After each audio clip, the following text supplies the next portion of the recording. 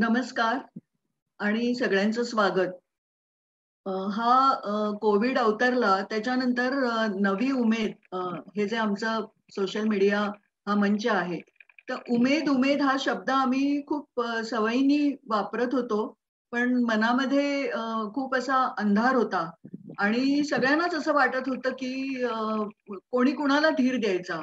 सगळेजण खूप ताणात होते आणि त्या काळामध्ये अगदी मार्चच्या मध्यावर किंवा मार्चच्या शेवटच्या आठवड्यात Facebookवर एक इंग्लिशमध्ये पोस्ट वाचायला मिळाली. ती हिमालीची पोस्ट होती आणि तिने स्वतःला जो कोविड ती बाधित झाली होती आणि तो अनुभव तिने शेअर केला होता.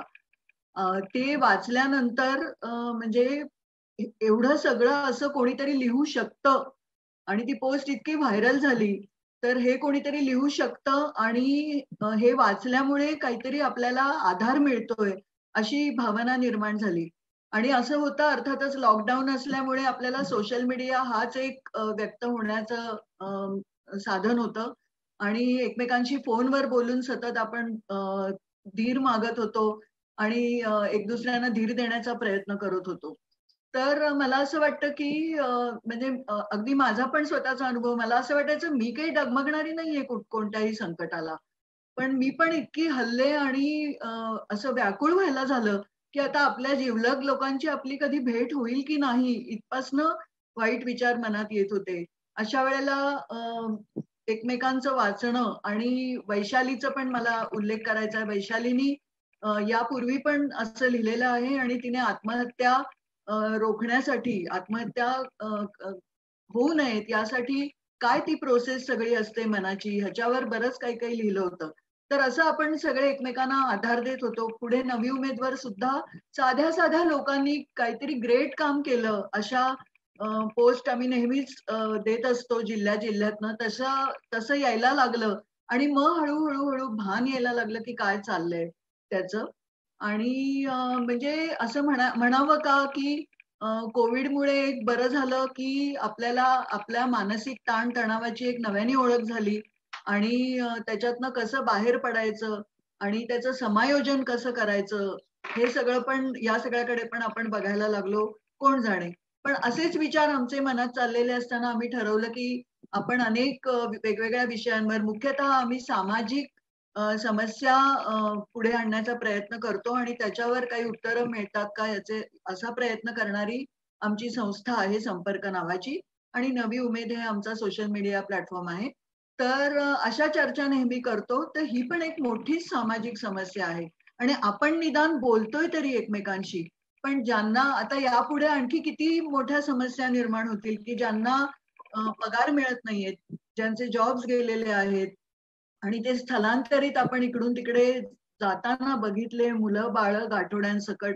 त्यांच्या मनाचा काय विचार? असं सगळं आमच्या आमच्या आपसात चर्चा चालू असताना असं आम्हाला वाटलं, की आपण ह्यावर एक चर्चा केली पाहिजे. त्यामुळे आज आपण सगळे जमलेले आहोत या अ, मंचावर आणि पुढची सूत्र सगळी स्नेहल सांभाळणार आहे. स्नेहल तू सुरू कर. धन्यवाद मेधाताई. खरंच आहे तुम्ही म्हणतात ते, की असं म्हणतात ना, की संकट सुद्धा काही वेळेला काही चांगल्या गोष्टी घेऊन येतं. त्याच्यासारखी ही गोष्ट आहे, की या संकटाच्या काळात कोरोनासारखं काहीतरी गोष्ट आपल्या आयुष्यात येईल आणि आपल्या सगळ्यांच्याच आयुष्याला ती कुठेतरी स्पर्श करून जाईल असा विचारही आपण केला नव्हता. आज आपण एकमेकांपासून इतके दूर राहून आज लंडनमधून हिमाली आपल्यासोबत आहे, साताऱ्यातून कुणीतरी आहे, लातूरमधनं कुणीतरी आहे आणि बाकीचे पण अनेक पाहुणे आज आपल्यासोबत आहेत. आणि अशा वेळेला आपण सगळेजण आपापल्या घरी आहोत.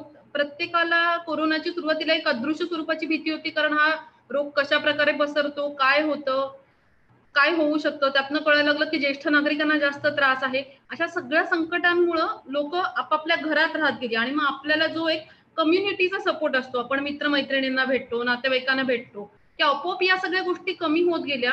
तुम्हाला घरीच राहावं लागायला लागलं आणि तंत्रज्ञानाचे आभार नक्कीच आहेत, की त्यामुळे आज आपण एकमेकांशी कनेक्टेड राहू शकतोय.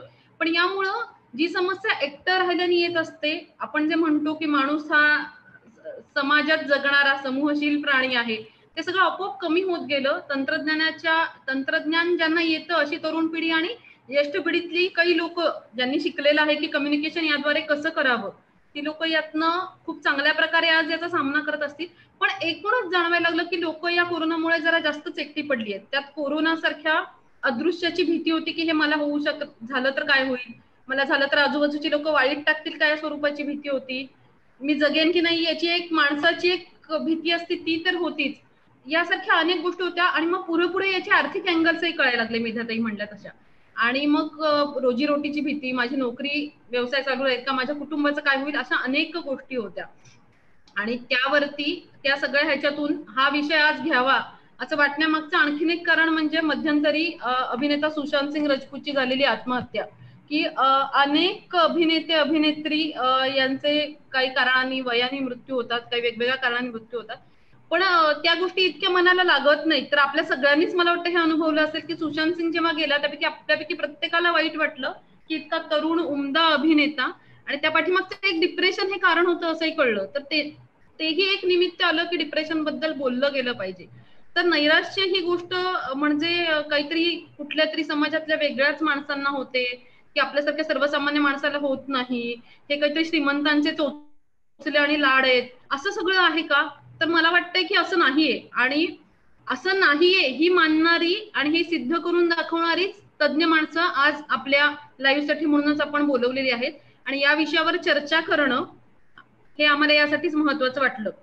तर आजच्या कार्यक्रमात नवी उमेद आणि संपर्कतर्फे आयोजित करण्यात आलेल्या कार्यक्रमात सहभागी झालेल्या सर्व मान्यवर पाहुण्यांचं मी अतिशय मनापासून स्वागत करते आणि आजच्या चर्चेला सुरुवात करूयात. तर एकेका पाहुण्यांची ओळख मी त्यांच्याशी बोलतानाच करून देईन. तर तेच मगाशी मेधाताई म्हणल्या त्याप्रमाणे आपण पहिल्यांदा जाऊयात हिमालीकडे.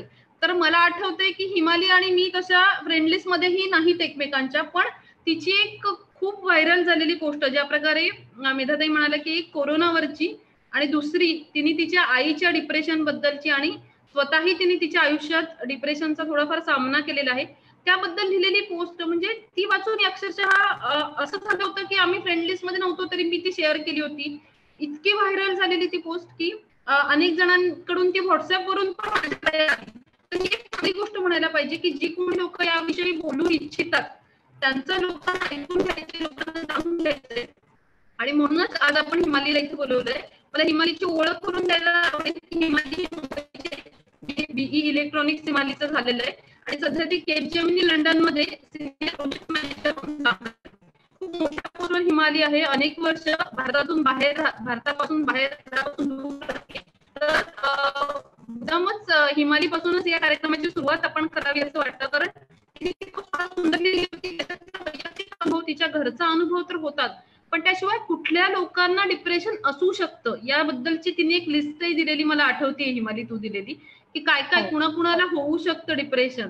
तर ते सगळं तिने खूप विस्ताराने दिलेलं होतं आणि या सगळ्या ह्याच्यातून समाजाचा आपण म्हणतो तसा सहज लोक स्वीकारत नाहीत. एखाद्या व्यक्तीच्या घरात कुणी डिप्रेशन असलेली व्यक्ती असेल तिने अगदी दिलं होतं की लग्नासाठीचे सुद्धा अनुभव कसे येतात, तर हे फार सगळं मनाला स्पर्शून जाणार होतं. तर मला असं वाटतं की हिमालीनच याविषयी आता थेट बोलावं की काय अनुभव होता नेमका आणि काय आहे, तिने तिच्या आयुष्यात कसा सामना केला आणि कसे तुम्ही सगळेजण बाहेर पडत आहात या सगळ्या ह्याच्यातून, शिवाय व्यावसायिक स्पर्धा.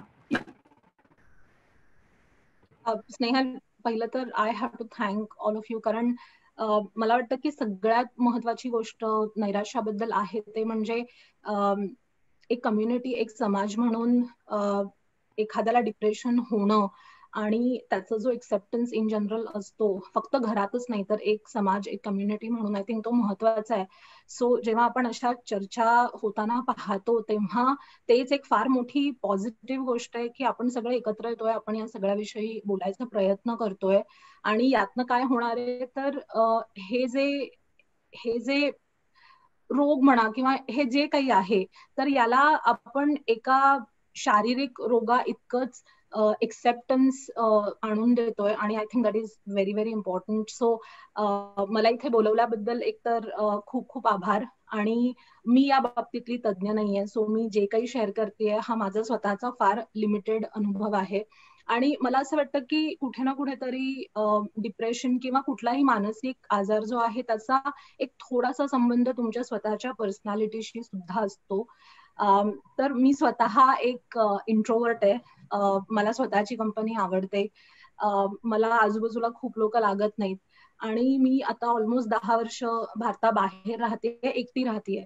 त्यामुळे कुठे ना कुठेतरी माझ्यावरती कोविडचा किंवा त्या सेल्फ आयसोलेशनचा एवढा परिणाम झाला नाही जितका कदाचित अशा लोकांवर झाला असेल की ज्यांना आजूबाजूला लोक सोबत असण्याची गरज आहे. किंवा आणि अगेन या बाबतीत सुद्धा कोण स्ट्रॉंग आहे किंवा कोण वीक आहे या गोष्टीमध्ये आपण जातो. आणि आय थिंक तेच थोडं डेंजरस असतं, कारण ही कोणामधली कमतरता नाहीये. तर डिप्रेशन होण्यामागे बरीचशी फिजिओलॉजिकल कारणं सुद्धा आहेत.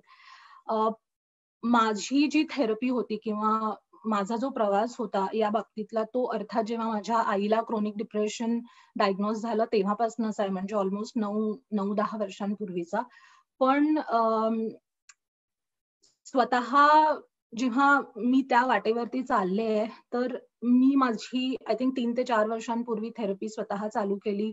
मी थेरपिस्ट गाठला, त्याविषयी चर्चा केली, नंतर थोडेफार ट्रीटमेंट्स सुद्धा झाले आणि मग कळलं की मला काउन्सिलिंगची जास्त गरज आहे, औषधांची कमी. सो मला औषधं घ्यावी लागली नाहीत थँकफुली. सो त्याचे जे काही साईड इफेक्ट्स असतात डॉक्टर्स त्याविषयी बोलतीलच, तर ते मला भोगायला लागले नाहीत. पण काउन्सिलिंगचा जो निर्णय मी स्वतः घेतला, आय थिंक तो एक टर्निंग पॉइंट होता माझ्यासाठी. सो मला जर एक गोष्ट सगळ्यांना सांगावीशी वाटतेय माझ्या स्वतःच्या एक्सपिरियन्स मधनं, ती ही आहे की स्वतःचे विचार भरकटतायत किंवा स्वतःचे विचार एक वेगळे टर्न घेत आहेत. हा जो एक्सेप्टन्स आणि एक्नॉलेजमेंट असते ती सगळ्यात महत्वाची आहे. आणि तुम्ही हे कसं कराल की तुम्हाला कसं कळेल की माझे विचार भरकटतायत किंवा मी एका ठराविक माझा ट्रॅक सोडून दुसरीकडे जातेय. तर यासाठी मी स्वतः डायरी ठेवते. मी रोज पानाच्या पानं लिहत नाही, पण एक 4-5 ओळी रोजच्या खरडल्या की आजचा दिवस कसा होता किंवा एकंदर तुमची मानसिक स्थिती कशी होती. Over a period of time you start to see a trend, you start to see some patterns, आणि त्याच्यातनं मग कळतंय की नाही आता मदत मागायची गरज आहे. आणि बरीच वर्ष माझ्या पर्सनल लाईफमध्ये जेव्हा प्रॉब्लेम्स होते, मी नेहमी माझ्या कामाला यूज केलाय ऍज अ एस्केप रूट. कारण तुम्ही 14-16 तास काम करता तेव्हा you are so mentally exhausted की तुमच्याकडे या सगळ्याविषयी विचार करायला वेळही नसतो, ताकदही नसते. पण नंतर कळत गेलं की हा फार हेल्दी वे नाहीये, कारण ह्याच्यामधनं तुम्ही स्वतः बर्नआउट होता ऍज अ प्रोफेशनल म्हणून, जे which is not good. So त्यावेळेला एक मंत्र जो मी स्वतःसाठी ठेवलाय तो हा आहे की don't avoid, accept it. So या गोष्टीविषयी विचार करायचा नाही किंवा आपल्याला हे होऊ शकत नाही असं म्हणण्यापेक्षा आपण एक सर्वसाधारण माणूस आहोत, आपण 100% टाइम पॉझिटिव्ह राहू शकत नाही, हे एक्सेप्ट करून, एक्नॉलेज करून त्याच्यावरती मग पुढचे स्टेप्स घेणं, that was the first thing for me. आणि जर तू मला विचारशील की माझ्याकडनं मी वेगळं काय केलंय, तर फक्त 2च गोष्टी मी कदाचित सांगेन. एक तर आहे की मी ग्रॅटिट्यूड जर्नलिंग करते, मी इंटेन्शन जर्नलिंग करते. शब्द ऐकायला खूप मोठे वाटतात, पण तुम्ही साधं गुगल केलं तरी तुमच्याकडे भरपूर माहिती उपलब्ध आहे. रोज एका साध्या डायरीमध्ये तुम्ही उठलात की अगदी बेडमधनं बाहेर निघायच्या आधी एक ग्रॅटिट्यूड, एखाद्या कुठल्याही गोष्टीसाठी कृतज्ञता वाटतेय तुम्हाला, ती एक गोष्ट लिहायची. ती गोष्ट तुम्ही रिपीट केली 10 दिवस तरी सुद्धा चालेल. It doesn't have to be anything too big. म्हणजे इथे लंडनमध्ये जर 10-12 दिवसाच्या पावसानंतर जर 1 दिवस ऊन पडलं तर त्या गोष्टीसाठी सुद्धा कृतज्ञता फील करणं, ती जी फिलिंग तुमच्या आत येते, आय थिंक ती फिलिंग तुम्हाला डिप्रेशन पासून लांब घेऊन जाते. आणि ऑफकोर्स एक इंटेन्शन सेट करायचं दिवसासाठी की आज मला माझे थॉट्स ऑर्गनाइज करायचे आहेत, किंवा today I want to be kind, किंवा today I want to be forgiving. म्हणजे ज्या कामात मी आहे खूप मोठी टीम मॅनेज करावी लागते, रोजच्या रोज काइंड होणंही जमत नाही. सो त्या बाबतीत जेव्हा तुम्ही इंटेन्शनल असता तेव्हा it helps you manage your feelings, manage your emotions to a certain level. आणि दुसरी गोष्ट मी म्हणेन की स्वतःसाठी ट्रिगर्स काय आहेत, की कुठल्या गोष्टी आहेत ज्या तुम्हाला डिप्रेस करतात, कुठल्या गोष्टी आहेत ज्या तुम्हाला त्या विचारांपर्यंत नेतात किंवा त्या विचारांना वर्स्ट करतात. हे स्वतःचे ट्रिगर स्वतः ओळखणं हे खूप महत्वाचं आहे. तुम्ही कुठल्याही थेरपिस्टकडे गेलात तरी ते तुम्हाला फक्त हेल्प करू शकतात, पण कारण they can't think for you or they can't get into your head and understand what you're thinking. So तुम्हालाच ते स्वतः जाणून घ्यायचं असतं. आणि अशा प्रत्येक ट्रिगरसाठी एक लिस्ट बनवायची की कुठल्या गोष्टी आहेत ज्या मला आनंद देतात किंवा कुठल्या गोष्टी आहेत ज्या मला डिप्रेसिव्ह थॉट्स पासून दूर नेतात. It could B music, it could B work, it could be a hobby that you have. आणि या ट्रिगर लिस्ट मध्ये सगळ्यात मोठा ट्रिगर जो आय थिंक आपल्या सगळ्यांना we have faced it at some point of time is probably thinking why me. कारण आपल्या इथे कधीही काही वाईट झालं आपल्या बरोबर की एक सेल्फ पिटी, स्वतःवरती दया येण्याचा एक विचार असतो की माझ्या बरोबरच का होत आहे. सो या एका ट्रिगरसाठी एक लिस्ट बनवली आहे मी, छोटीशी लिस्ट आहे की माझ्या आयुष्यामध्ये चांगलं चांगलं काय झालंय, कुठल्या चांगल्या घटना झाल्यात. सो कारण जेव्हा आपल्या बरोबर चांगल्या घटना होतात, काही पॉझिटिव्ह होत असतं, तेव्हा कधीच आपण विचारत नाही की वाय मी, की माझ्या बरोबर पॉझिटिव्ह का होत आहे. वी ऑलवेज टेंड टू आस्क दिस जेव्हा आपल्या बरोबर काहीतरी वाईट होत असतं. सो माझ्यासाठी हे ट्रिगर्स ओळखीचे आहेत.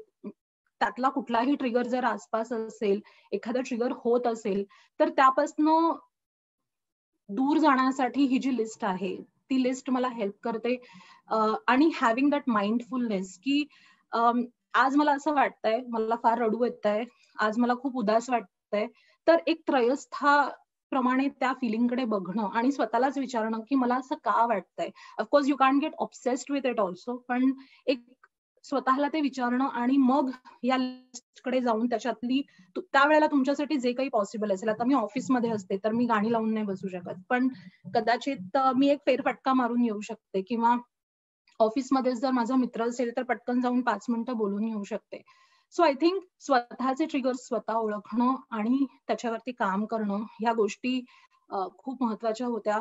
आय थिंक जेव्हा मी 14 दिवस सेल्फ आयसोलेशन केलं होतं माझ्या बरोबर, अर्थात इट्स सेल्फ आयसोलेशन आणि मी एकटी राहते त्यामुळे कोणीच नव्हतं. आता ऑलमोस्ट 4 महिने झालेत आणि कालच इनफॅक्ट फर्स्ट टाइम मी दुसऱ्या एका मनुष्याला भेटायला गेले होते, अर्थात सगळे सोशल डिस्टन्सिंगचे रूल्स पाळून. पण I think during that entire course of things या ज्या काही गोष्टी आहेत त्याच हेल्पफुल होत्या. सो आय थिंक स्नेहल, या दॅट्स माय एक्सपिरियन्स. खरंय हिमाली, म्हणजे खूप छोट्या छोट्या गोष्टी तू सांगितल्यास की ज्या खरं तर रोजच्या आयुष्यात फार सहज करण्याजोग्या असतात, पण ते आपल्याला काही असं पटकन सुचत नाही की म्हणजे आपल्यावर जोवर तशी संकट येत नाही तोवर या रोजच्या गोष्टी, साधी हवा, छान स्वच्छ सूर्यप्रकाश, मी स्वतःच्या पायावर उभं राहू शकते, या सुद्धा किती महत्वाच्या असतात. माझी माणसं आहेत घरी, फोन करणारा कोणतरी, हे सुद्धा गरजेचं आहे आणि त्याच्याबद्दल आपण ग्रॅटिट्यूड ठेवलं पाहिजे. हे तू खूप महत्वाचं सांगितलंस. तर आपण येऊयात पुन्हा तुझ्याकडं. आपण आज जे डॉक्टर्स वगैरे आलेले त्यांच्याकडेही जाऊया. ओके, तर आता आपण आजच्या दुसऱ्या पाहुण्यांकडे जाऊयात. आजच्या आपल्या दुसऱ्या पाहुण्या आहेत त्या साताऱ्याच्या आहेत आणि साताऱ्याकडून त्या आलेल्या आहेत. आजच्या आपल्या दुसऱ्या पाहुण्या आहेत डॉक्टर वैशाली चव्हाण. डॉक्टर वैशाली चव्हाण यांनी सोलापूरच्या शासकीय वैद्यकीय महाविद्यालयातून भूलशास्त्रात पदव्युत्तर शिक्षण घेतलंय. त्यांना मानसिक आरोग्यात विशेष रुची होती, त्यामुळे त्यांनी rational emotive behaviour therapy, REBT अर्थात विवेकनिष्ठ मानसोपचार पद्धतीचं व्यावसायिक प्रशिक्षण घेतलंय. हे प्रशिक्षण त्यांनी न्यूयॉर्कच्या अल्बर्ट एलिस इन्स्टिट्यूट आणि मुंबईच्या फडके सेंटर मधून घेतलंय. साताऱ्यासारख्या ठिकाणी गेली 15 वर्ष मैत्र क्लिनिकमध्ये मानसोपचार तज्ज्ञ, समुपदेशक म्हणून त्या काम करतात. तसंच मानसिक आरोग्याच्या जनजागृतीसाठी त्या वेगवेगळ्या वृत्तपत्रातून लेख लिहितात, रेडिओला मुलाखती देतात आणि आज वैशालीताई नवी उमेदच्या प्लॅटफॉर्मवरही आलेल्या आहेत. तर वैशालीताईंचं खूप खूप स्वागत आहे नवी उमेदच्या प्लॅटफॉर्मवर. आणि मला त्यांच्याशी मुळात हे बोलायला आवडेल की मुळात REBT म्हणजे काय असतं आणि डिप्रेशन या गोष्टीला त्यांचा अप्रोच काय आहे REBT उपचार पद्धतीचा. वैशालीताई. तर सर्वप्रथम मी नवी उमेदच्या सगळ्या सहकाऱ्यांचं अभिनंदन करते आणि आभार मानते की त्यांनी हा एवढा महत्वाचा विषय आज आपल्या डिस्कशनसाठी इथं घेतलाय आणि मला बोलवल्याबद्दलही मी तुमच्या सगळ्यांचे आभार मानते. हिमालीची मांडणी मला थोडीच ऐकायला मिळाली कारण इथं जरा नेटचा प्रॉब्लेम होता म्हणून, पण जे मी ऐकलं ते असं मला लक्षात आलं की तिनं खूप चांगल्या पद्धतीनं ह्या सगळ्याचा सामना केलेला दिसतो आहे. तर सुरुवातीला मी REBTच्या अंगाने डिप्रेशन कसं बघता येईल ह्याची एक मांडणी करीन आणि REBT म्हणजे काय हे थोडक्यात सांगायचा प्रयत्न करीन. REBTचा एकूण लॉंग फॉर्म असा आहे की रॅशनल इमोटिव्ह बिहेवियर थेरपी. म्हणजे ह्यामध्ये आपण विचार, भावना आणि वर्तन ह्या तिन्हीचाही एकत्रित विचार करत असतो. मुख्यत्वे करून REBT आपल्याला आपल्या नकारात्मक आणि घातक भावनांचा सामना कसा करायचा ह्यासाठी काही टॅक्टिक्स शिकवते, त्याची कारणं शोधायसाठी आपल्याला मदत करते. ह्याच्यामध्ये एक सगळ्यात महत्वाची गोष्ट ह्या मॉडर्न सगळ्या सायकोथेरपीज असतील, म्हणजे कॉग्निटिव्ह बिहेवियर थेरपी असेल किंवा REBT असेल, ह्या सगळ्यांचाच एकूण जो काही मुख्य भाग राहतो तो म्हणजे काय की बऱ्याचदा आपल्याला आपले जे काही भावनिक अस्वास्थ्य असेल तर ते भावनिक अस्वास्थ्य बऱ्याचदा आपण असं करतो की आजूबाजूच्या परिस्थितीवरती किंवा आपल्या आसपास असणाऱ्या लोकांच्या काही आपल्याला न आवडणाऱ्या वागणुकींवरती त्याची जबाबदारी ढकलायला बघतो किंवा आपल्या स्वतःच्या अपयशावरती सुद्धा आपण ती जबाबदारी ढकलायला बघतो. तर त्या बाह्य परिस्थितीवरती मुख्यत्वे करून कॉन्सन्ट्रेट न करता आपल्या विचार प्रक्रियेवरती कॉन्सन्ट्रेट करायसाठी ही पद्धती मुख्यत्वे करून आपल्या क्लायंट्सना एनकरेज करते. आता ह्याचं एक मुख्य सूत्र आपल्याला असं म्हणता येईल की मनुष्य आपल्या आजूबाजूच्या घटना किंवा आजूबाजूच्या व्यक्ती ह्यांच्यामुळे अस्वस्थ होत नाही, तर त्या घटनांकडे तो कसा बघतो ह्या दृष्टिकोनामधून तो मुख्यत्वे करून अस्वस्थ होतो. म्हणजे REBTचा व्ह्यू असा आहे की आपण स्वतः म्हणजे मनुष्य स्वतः त्याच्या भावनिक अस्वास्थ्याला मुख्यत्वे करून जबाबदार असतो. ह्याचा अर्थ असा नाही होत की परिस्थिती किंवा इतरांचं जे काही आपल्याला न आवडणारं वागणं आहे हे आपण अगदीच किरकोळीत काढावं. त्याची निश्चितपणे काही ना काहीतरी एक काय म्हणू आपण एक त्याची किंमत असते आपल्या अस्वास्थ्यामध्ये, परंतु ते संपूर्णतः 100% जबाबदार नसतं. तर त्या सगळ्याकडे आपण कसं बघतो ते जबाबदार असतं. म्हणजे अगदी बघायला आपण सोप्या भाषेत म्हणलं तर असं गृहीत धरू की आपल्या आसपासची एखादी घटना अस्वस्थ करणारी असेल की समजा उदाहरणार्थ कोविड मला झालाय किंवा माझ्या आसपासच्या कुणाला झालाय, ही जर का घटना आपण बघायला गेली तर त्या घटनेचं एक निश्चित महत्व जरूरच आहे, नाही असं नाही. पण त्या घटनेचं समजा आपण गृहीत धरू की ते एक मुद्दल आहे, बरोबर आहे, आपण जमा खर्चाच्या भाषेत बोलायला गेलो तर एक मुद्दल आहे. त्या घटनेबद्दल आपण जे काही विचार करत असतो ते एक प्रकारे चक्रवाढ व्याज भरून ते मुद्दल आपण फेडायचा प्रयत्न करत असतो.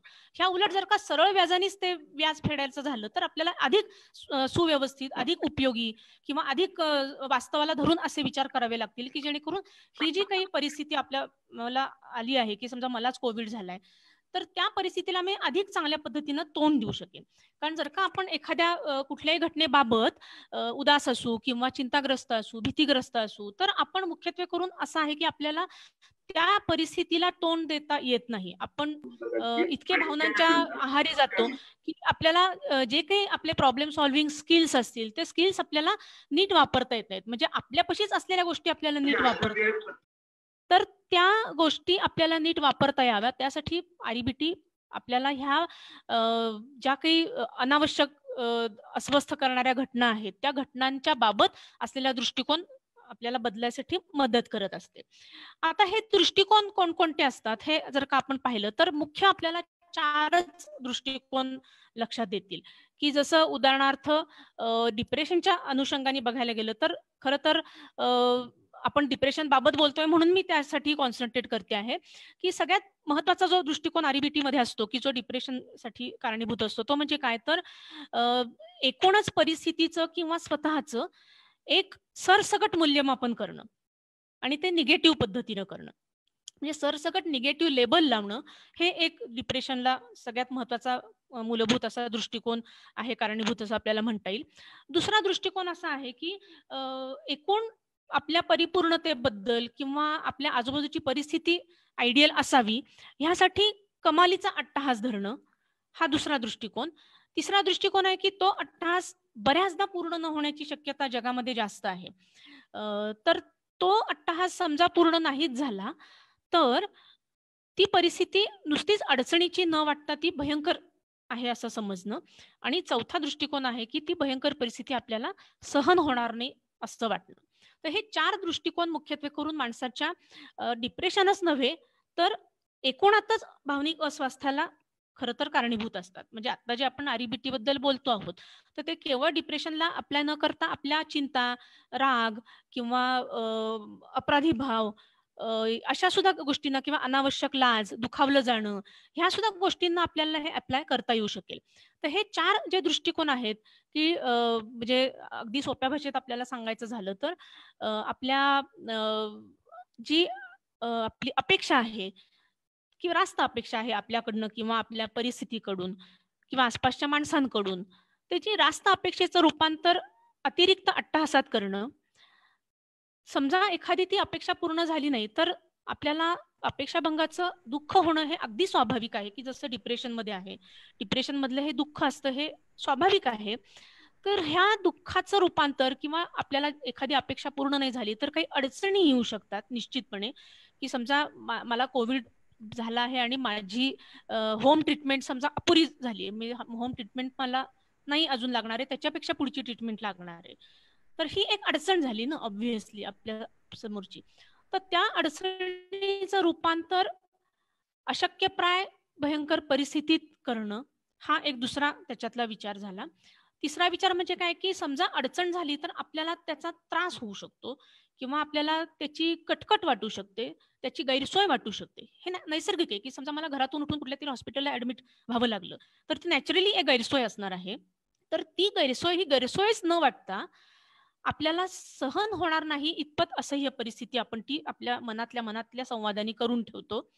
ही तिसरी गोष्ट. आणि चौथं म्हणजे काय, की जसं हिमालीनं सांगितलं, की सेल्फ पिटी किंवा स्वतःबद्दलच एक निगेटिव्ह लेबल, की मीच ह्या सगळ्याला जबाबदार आहे, माझ्याच वाट्याला हे का आलं, किंवा मीच नीट काळजी घेतली नाही म्हणून मला हे असं झालं, वगैरे वगैरे. तर स्वतःबद्दलच एक संपूर्णपणे निगेटिव्ह लेबल लावणं हे एक ह्याच्यामध्ये आपल्याला निश्चितपणे दिसू शकतो आपण किंवा पाहू शकतो. की त्याऐवजी आपण समजा असं म्हणलं, की मला बाबा कोविड बद्दल समजा मी काळजी कदाचित घ्यायला कमी पडली असेल, ह्याचा अर्थ असा नव्हे की मी एक संपूर्ण मनुष्य म्हणूनच खराब आहे, मनुष्य म्हणूनच मी एक कुचकामी आहे.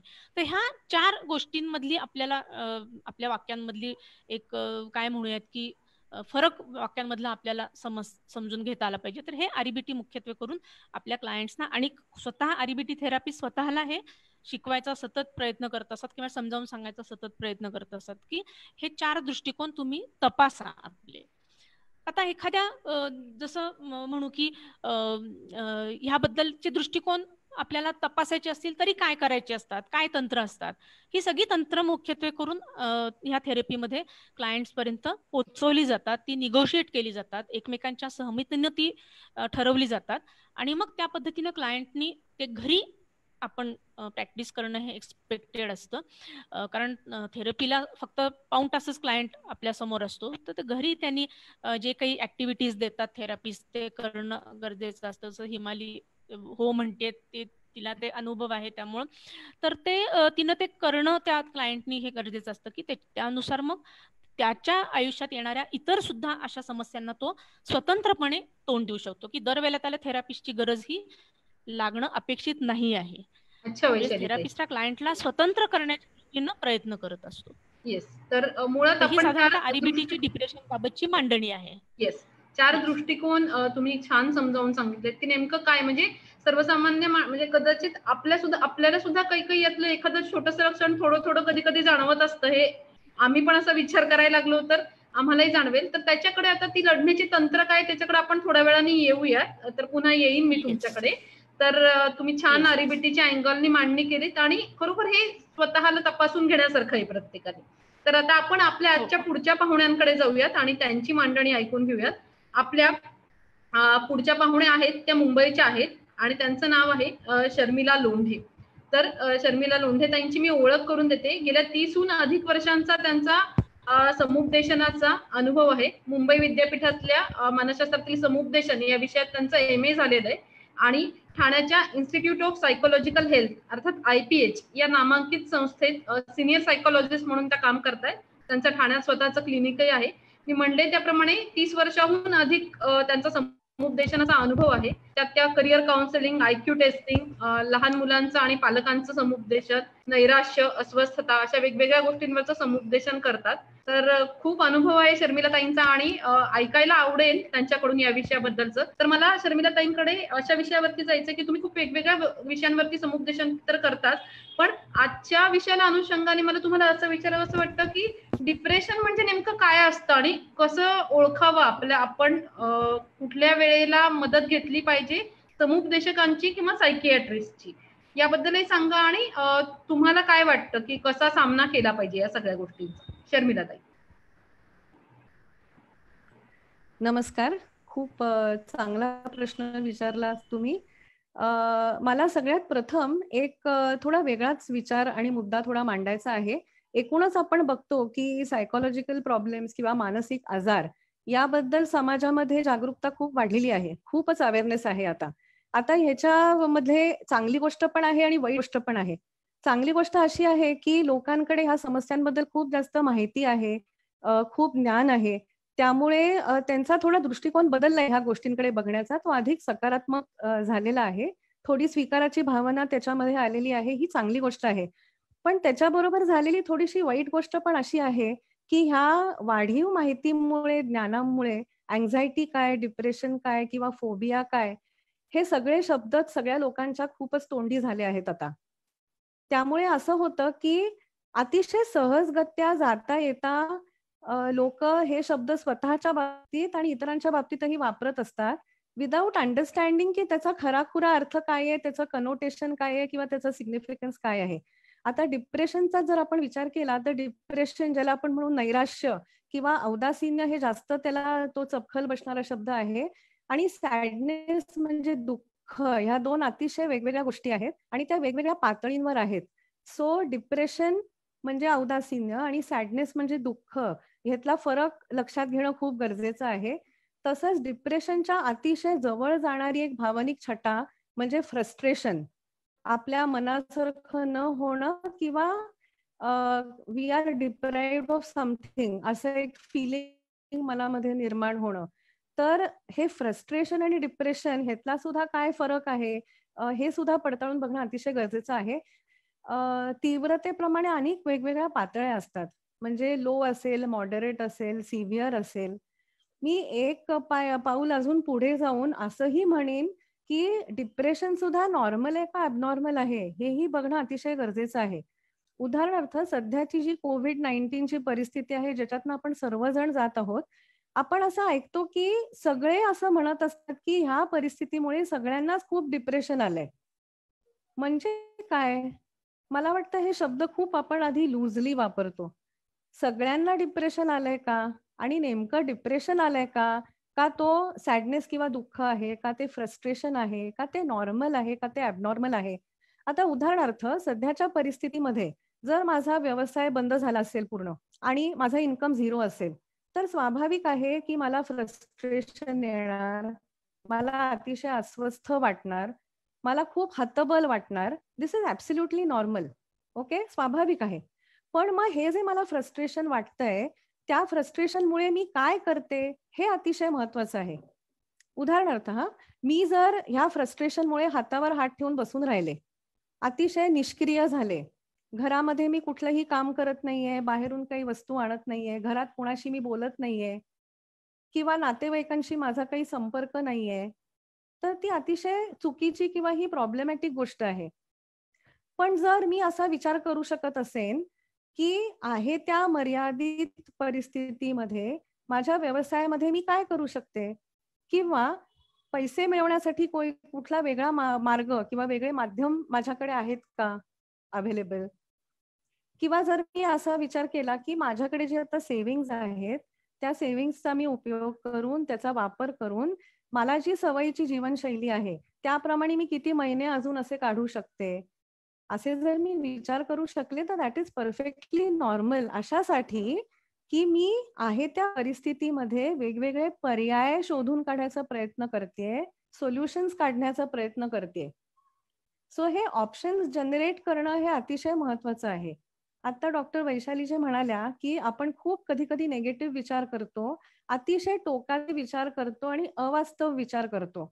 याच्यामुळे काय होतं, आपली भावनांची तीव्रता पण अतिशय वाढत जाते आणि त्या तीव्रतेमुळे आपण त्या भावनेच्या दबावाखाली इतके बुडून जातो की आपली क्षमताच राहत नाही कोणतेही पर्याय शोधण्याची आणि सोल्युशन काढण्याची. सो जेव्हा हे ऑप्शन जनरेशन बंद होतं, that is a warning signal that you need help. हे सगळ्यांनी आपण लक्षात ठेवलं पाहिजे. तुम्ही जो प्रश्न विचारलात की आपण कसं ओळखायचं की आपल्याला मदतीची गरज आहे का, त्यासाठी मी असं म्हणेन की आपण 3 निकष वापरू शकतो. एक म्हणजे इंटेन्सिटी, तीव्रता. दुसरं म्हणजे फ्रिक्वेन्सी, किती वारंवार ते होतंय. आणि तिसरं म्हणजे ड्युरेशन. आता तीव्रतेबद्दल मी आत्ताच सांगितलं की जेव्हा भावनेची तीव्रता खूप जास्त असते तेव्हा काय होतं की ऑप्शन जनरेशन बंद होतं, पर्याय सुचत नाहीत, सोल्युशन्सचा विचार करू शकत नाही, मार्ग शोधू शकत नाही. फ्रिक्वेन्सी म्हणजे काय की किती वरचेवर किंवा वारंवार हे होतंय. म्हणजे जर महिन्यातनं एकदा मला डिप्रेस्ड वाटत, आता रोजच मला डिप्रेशन सारखं वाटतंय किंवा एका दिवसात सुद्धा वारंवार असं होऊन मी दिवसभर त्याच मनस्थितीत असते किंवा वरचेवरच असं होतंय, हे व्हायला लागलं की आपल्याला कळलं पाहिजे की आता आपल्या रेंजमध्ये हा प्रॉब्लेम नाहीये राहिलेला. तसंच ड्युरेशन म्हणजे त्या मनस्थितीमध्ये मी किती काळ राहते. जर थोडा वेळ मला अतिशय नैराश्य आलं, पण मगाशी मी सांगितलं तसं पण पर्याय शोधून त्याच्यातनं मार्ग काढून एक थोड्या वेळानंतर मी त्या मनस्थितीतनं बाहेर आले, जर रुटीन सगळं चालू राहिलं तर इट इज फाईन. पण जर असं झालं की माझ्या लक्षात आलं की मी जास्त काळ त्या मनस्थितीत राहते, म्हणजे अख्खा दिवस मे बी माझा त्या डिप्रेशन मध्ये जातोय किंवा 2 दिवस, 3 दिवस, 4 दिवस मी त्यातनं बाहेर येऊ शकत नाही, तर then it is a warning signal परत की मला मदतीची गरज आहे. सो आपण ताप बघण्यासाठी जसं आपण थर्मामीटरचा वापर करतो तसं आपण ह्याला एक डिप्रेसोमीटर म्हणू शकतो की आपली इंटेन्सिटी, फ्रिक्वेन्सी, ड्युरेशन काय आहे ह्याचं मापन आपणच करू शकतो जर आपल्याला असे सिम्पटम्स असतील तर. आणि मग त्याप्रमाणे हा जो प्रॉब्लेम आहे हा आपल्या रेंजमध्ये आहे का, आपण तो आपण सॉल्व्ह करू शकतो का आपल्याला मदतीची गरज आहे, हे ठोकताळे आपल्यालाच मांडता येतील आणि त्याप्रमाणे आपल्याला स्टेप्स घेता येतील. थँक्यू शर्मिला ताई. खरंच म्हणजे सोप्या शब्दात तुम्ही सांगितलं की कसं हे करायचं.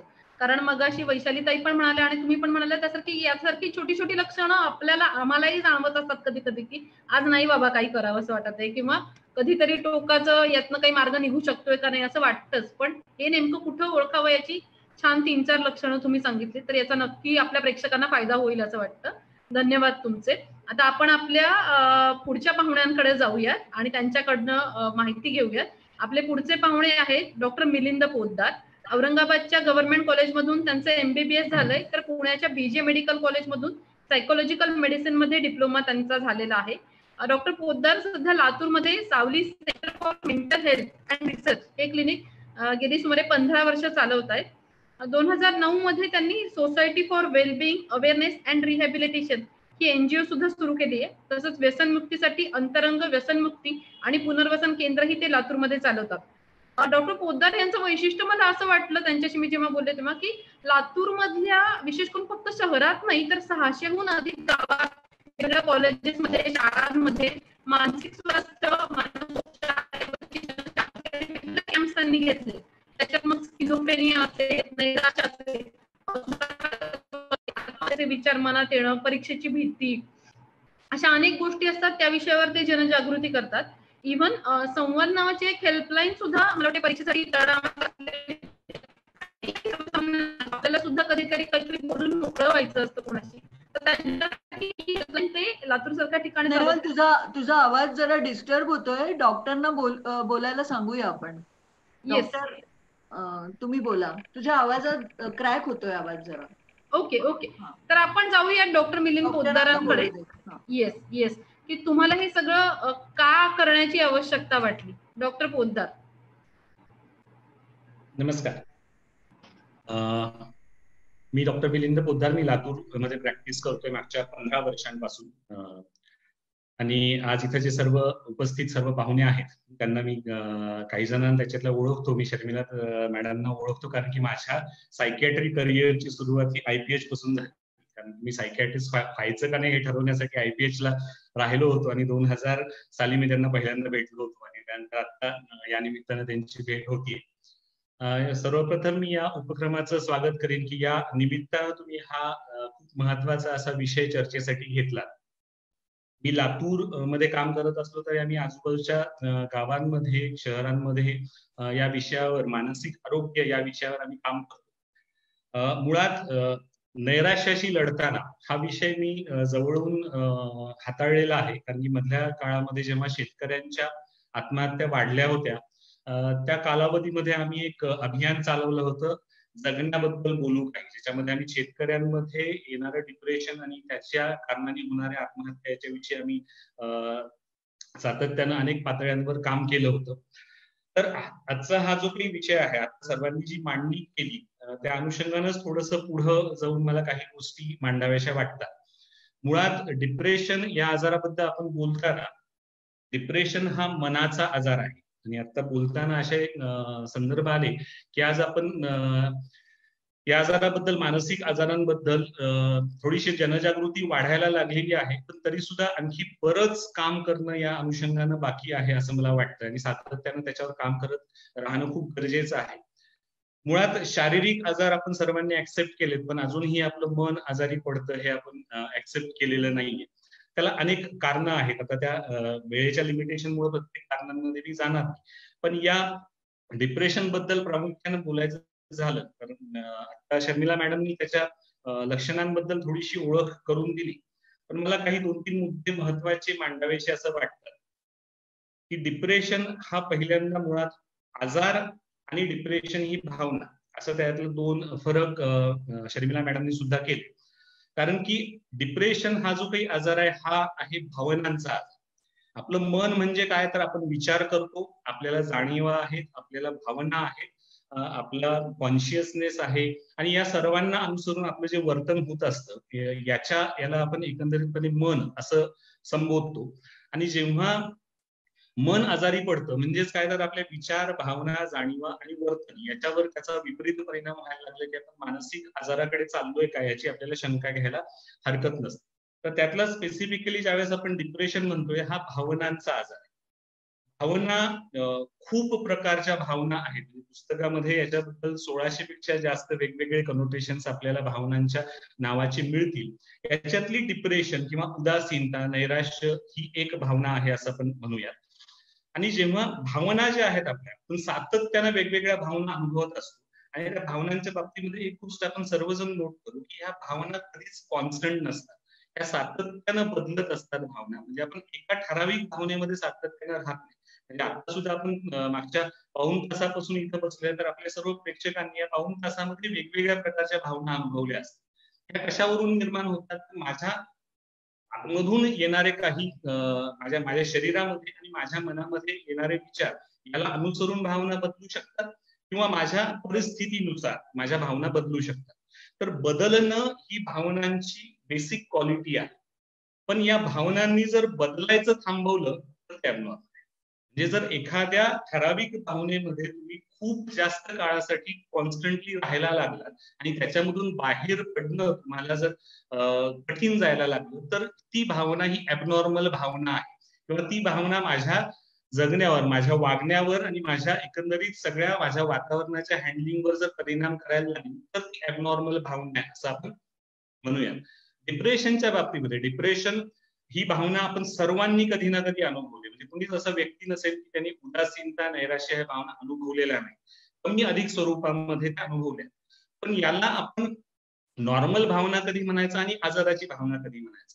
तर मी सायकॅट्रिस्ट म्हणून काम करतात किंवा माझं जे त्या अनुषंगानं ट्रेनिंग झालेलं आहे, तर मी डॉक्टर आहे आणि मी आजारांचं निदान करतो आणि त्याची ट्रीटमेंट करतो.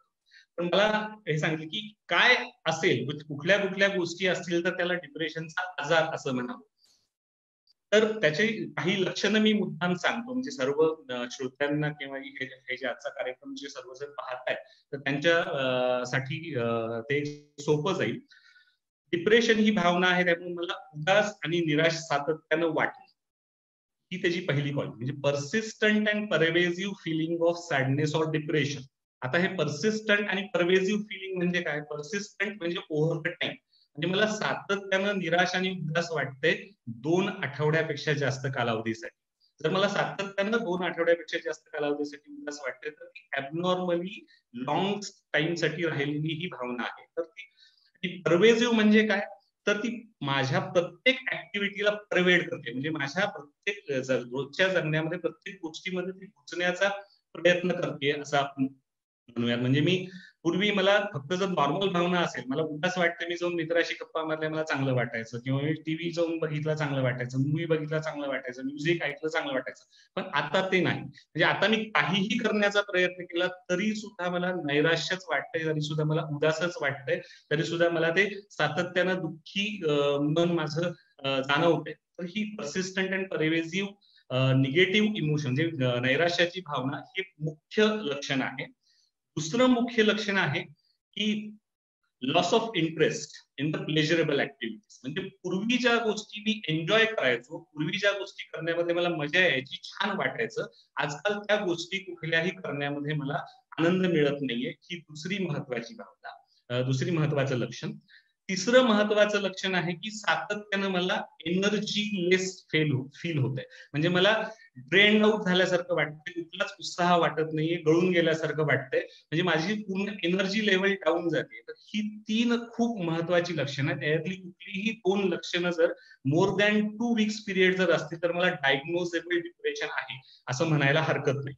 मग याच्या सोबतीनं इतर जी डिप्रेशनची लक्षणं येतात, तर हा भावनांचा आजार असेल तर प्रत्येक भावनेच्या मागे कुठले तरी विचार असतात. त्यामुळे जेव्हा मी डिप्रेशन मध्ये असतो तेव्हा माझ्या मनामध्ये जे काही विचार असतात ते सातत्यानं नकारात्मक विचार येत असतात. आता ही जी नकारात्मकता असते ती कशाबद्दल असते, तर ती असते हे नकारात्मक म्हणजे माझ्या स्वतःबद्दल नकारात्मक, म्हणजे मी काही कामाचं नाही, मी काही करू शकत नाही, माझ्यामध्ये काही कॅपॅसिटी नाहीये, अशा स्वतःबद्दलच्या म्हणजे मी वर्थलेस आहे या पद्धतीचे विचार त्याच्यामध्ये यायला लागतात. माझ्या भविष्याबद्दल की आता पुढं काहीच चांगलं होऊ शकणार नाहीये, म्हणजे होपलेसनेस माझ्यामध्ये निर्माण व्हायला लागतो.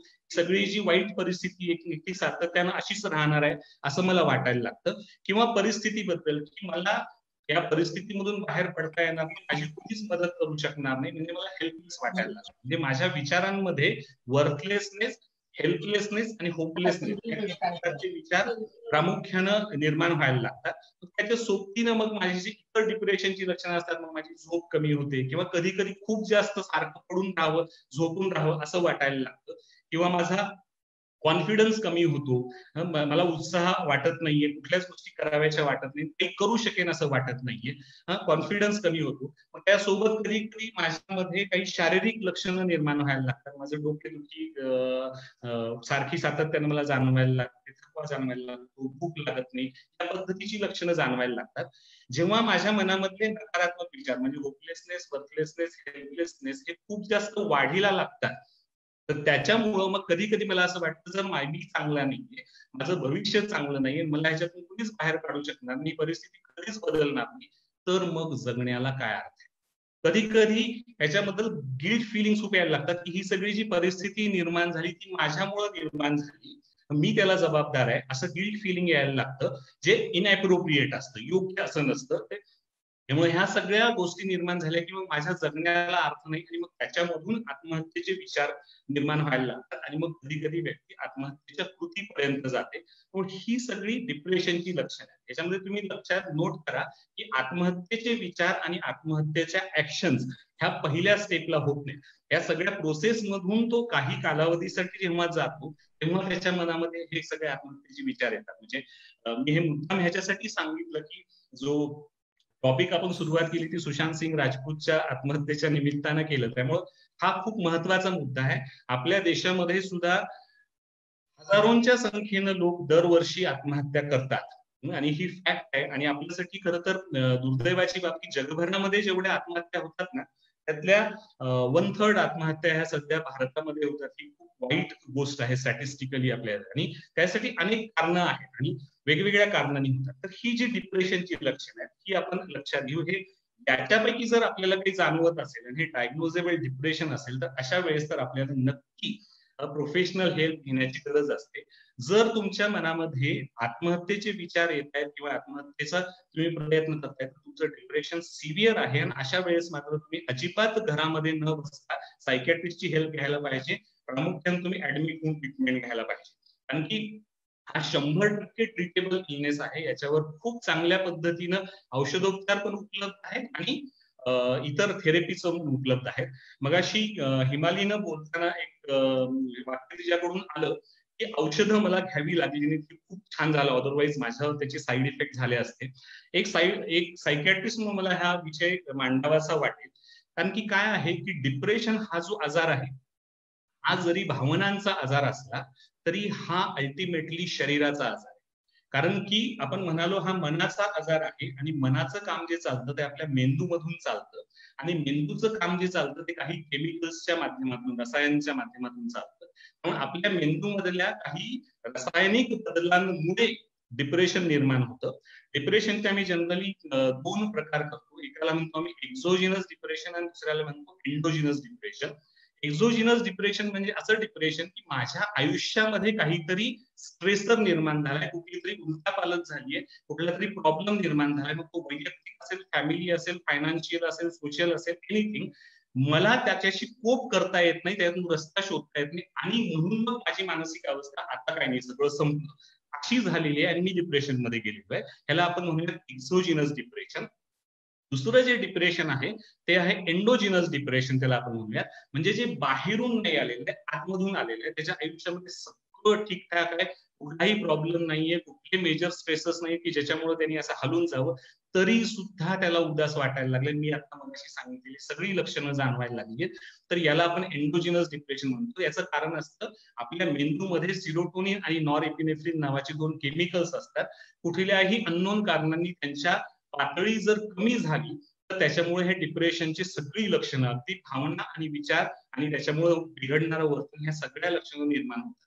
मग आता ट्रीटमेंट पार्ट ज्या वेळेस येतो, जर एखाद्याला एंडोजिनस डिप्रेशन आहे म्हणजे त्याचा केमिकल लोचा झालेला आहे आणि त्याच्यामुळे त्याला डिप्रेशन आलेलं आहे, तर अशा वेळेस तुम्ही त्याला कितीही समजावून सांगितलं, त्याच्या कितीही थेरपीज केल्या, तर त्याचा फारसा काही उपयोग होत नाही. अशा वेळेस औषधच उपयोगाला येतात आणि औषधं घ्यावीच लागतात, जी तुमच्या अल्टिमेटली तुमच्या मेंदूमधल्या केमिकल लेवल्सवर परिणाम करतात. आणि एक्सलंटली खूप एक्सलंट औषधं आजकाल उपलब्ध आहेत. तर अशी जी औषधं आज उपलब्ध आहेत, त्याच्यामुळं ज्या व्यक्ती मला आता मरायचंच आहे, माझ्यासमोर पर्याय नाही असं माझ्यासमोर बसलेले असतात, एक 15 दिवस 20 दिवसांच्या औषधोपचारानंतर मला आता छान जगायचंय डॉक्टर या पातळीपर्यंत त्या येतात. काही जणांमध्ये ज्यावेळेस डिप्रेशन खूप जास्त तीव्र स्वरूपाचं असतं, म्हणजे अगदी आत्महत्येच्या प्रयत्नांपर्यंत ते जातात, अशा वेळेस दुसरी एक थेरपी आम्ही वापरतो, ज्याला तुम्ही शॉक ट्रीटमेंट म्हणता, ज्याला आम्ही इलेक्ट्रो कन्व्हर्सिव्ह थेरपी असं म्हणतो. त्याच्याबद्दल खूप सारे मिसकन्सेप्शन आहेत, त्याच्यावर एक तासभर बोलता येईल पण आपल्याकडे वेळ नाही.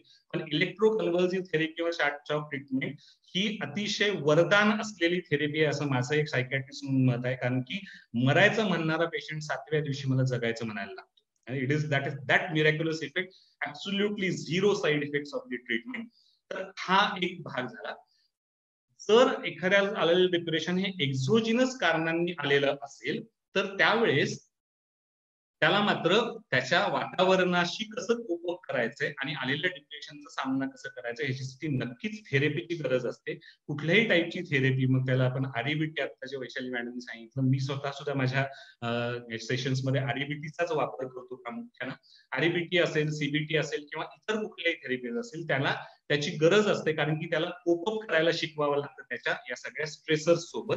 तर त्यामुळं त्याच्यासाठी थेरपीची गरज असते. परंतु कधी कधी काय होतं की जेव्हा डिप्रेशन खूप सिव्हिअर असतं, तर त्यावेळेस लॉजिक मेंदूपर्यंत पोहोचत नाही आणि त्याच्यामुळे तुम्ही त्याला कितीही लॉजिक दिलं तरी त्याला ते वापरता येत नाही. त्याच्यामुळे परत अशा पेशंटमध्ये सुद्धा औषधोपचारांचा खूप मोठा रोल येतो. औषधोपचार प्लस हे जे थेरपीज आहेत याचा उपयोग केला तर त्यामुळे त्यांना खूप चांगल्या पद्धतीने आपल्याला बाहेर काढता येऊ शकतं. आणि जेव्हा मग तो त्या लेवलला येईल, आपले सगळे प्रश्न व्यवस्थित मॅनेज करू शकेल, तेवढी त्याची लॉजिकॅलिटी वाढलेली असेल, मग आपल्याला ग्रॅज्युअली औषधं बंद करता येतात. ज्यांच्यामध्ये त्याला सुद्धा जर परत परत डिप्रेशन येत असेल, परत परत त्याला त्या गोष्टी शिकवाव्या लागतील की ते स्ट्रेसेस जर तो हँडल करायला शिकला ओव्हरऑल जनरली, त्याला जर सगळे आरईबीटीचे प्रिन्सिपल्स आपल्या आयुष्यामध्ये वापरता यायला लागले, तर त्याचं डिप्रेशन येण्याची शक्यता कमी होईल. त्याला कदाचित भविष्यात परत औषधोपचारांची गरज पडणार नाही. पण जर डिप्रेशन एंडोजिनस असेल तर ते परत परत येऊ शकतं, विनाकारण येऊ शकतं. आणि असं जर रिपीटेडली येत असेल तर मात्र त्याला परत परत औषधोपचाराची गरज असू शकते. त्यामुळे औषधोपचार घेणं हा प्रॉब्लेम आहे असं मला वाटत नाही. आजकाल एवढी छान वेगवेगळी औषध आहेत की ते साईड इफेक्ट खूप कमी आहेत. आणि जेव्हा जनरली आजार जास्त असतो त्यावेळेस डोसेस जास्त लागतात, आजार ज्यावेळेस मॅनेज व्हायला लागतो त्यावेळेस डोसेस खूप कमी लागतात. त्यामुळे साईड इफेक्टचा फार बाऊ करावा लागत नाही. बऱ्याचदा मेडिकल फॅकल्टीमध्ये सुद्धा आमच्या औषधोपचारांबद्दल खूप गैरसमज आहेत, त्याच्यामुळे प्रॉब्लेम निर्माण होतात. अरे त्या डॉक्टरची औषधं कशाला घेतो, हा जनरली आमच्याबद्दल असलेला गैरसमज आहे. मला हे समजत नाही की डायबिटीस साठी आयुष्यभर औषधं घ्यायला चालतात, ब्लड प्रेशर साठी आयुष्यभर औषधं घ्यायला चालतात, तर मला वारंवार डिप्रेशन येते किंवा माझं मन आजारी पडतंय म्हणून औषधं घ्यायला काय हरकत आहे. शेवटी मला चांगलं जगायचंय हा मुद्दा महत्वाचा आहे. तर त्या अनुषंगानं हे लक्षात घ्यायला असं हवं असं. खरंय डॉक्टर, की तुम्ही जो मुद्दा मांडलात ना तो म्हणजे खूप महत्वाचा आहे की तुम्हाला योग्य वेळी योग्य व्यक्तीची, मग ती समुपदेशनाची असेल किंवा औषधांची असेल, ही जर मदत लागणार असेल तर ती घेण्यात कमीपणा कसला आहे, कारण आपल्याच भल्यासाठी आपण ते करणार आहोत.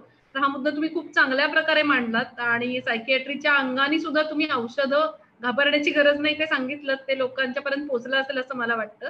तर धन्यवाद तुमचे खूप. तर आता आपण सगळ्यांशी चर्चा करणारच आहोत. मला आता वैशालीताईंकडे पुन्हा एकदा जायचं आहे, ते यासाठी की मगाशी आपण आरईबीटीच्या अंगाने बोलत होतो आणि कशा प्रकारे विचार करायचा त्याबद्दल आपण कशा प्रकारच्या समस्या असतात ते पाहिलं. तर त्याच्यावरती उपाय म्हणून काय, नैराश्यावरचे उपाय म्हणून आरईबीटी काय सांगतं हे अगदी थोडक्यात त्यांनी सांगावं अशी मी विनंती करते. वैशालीताई.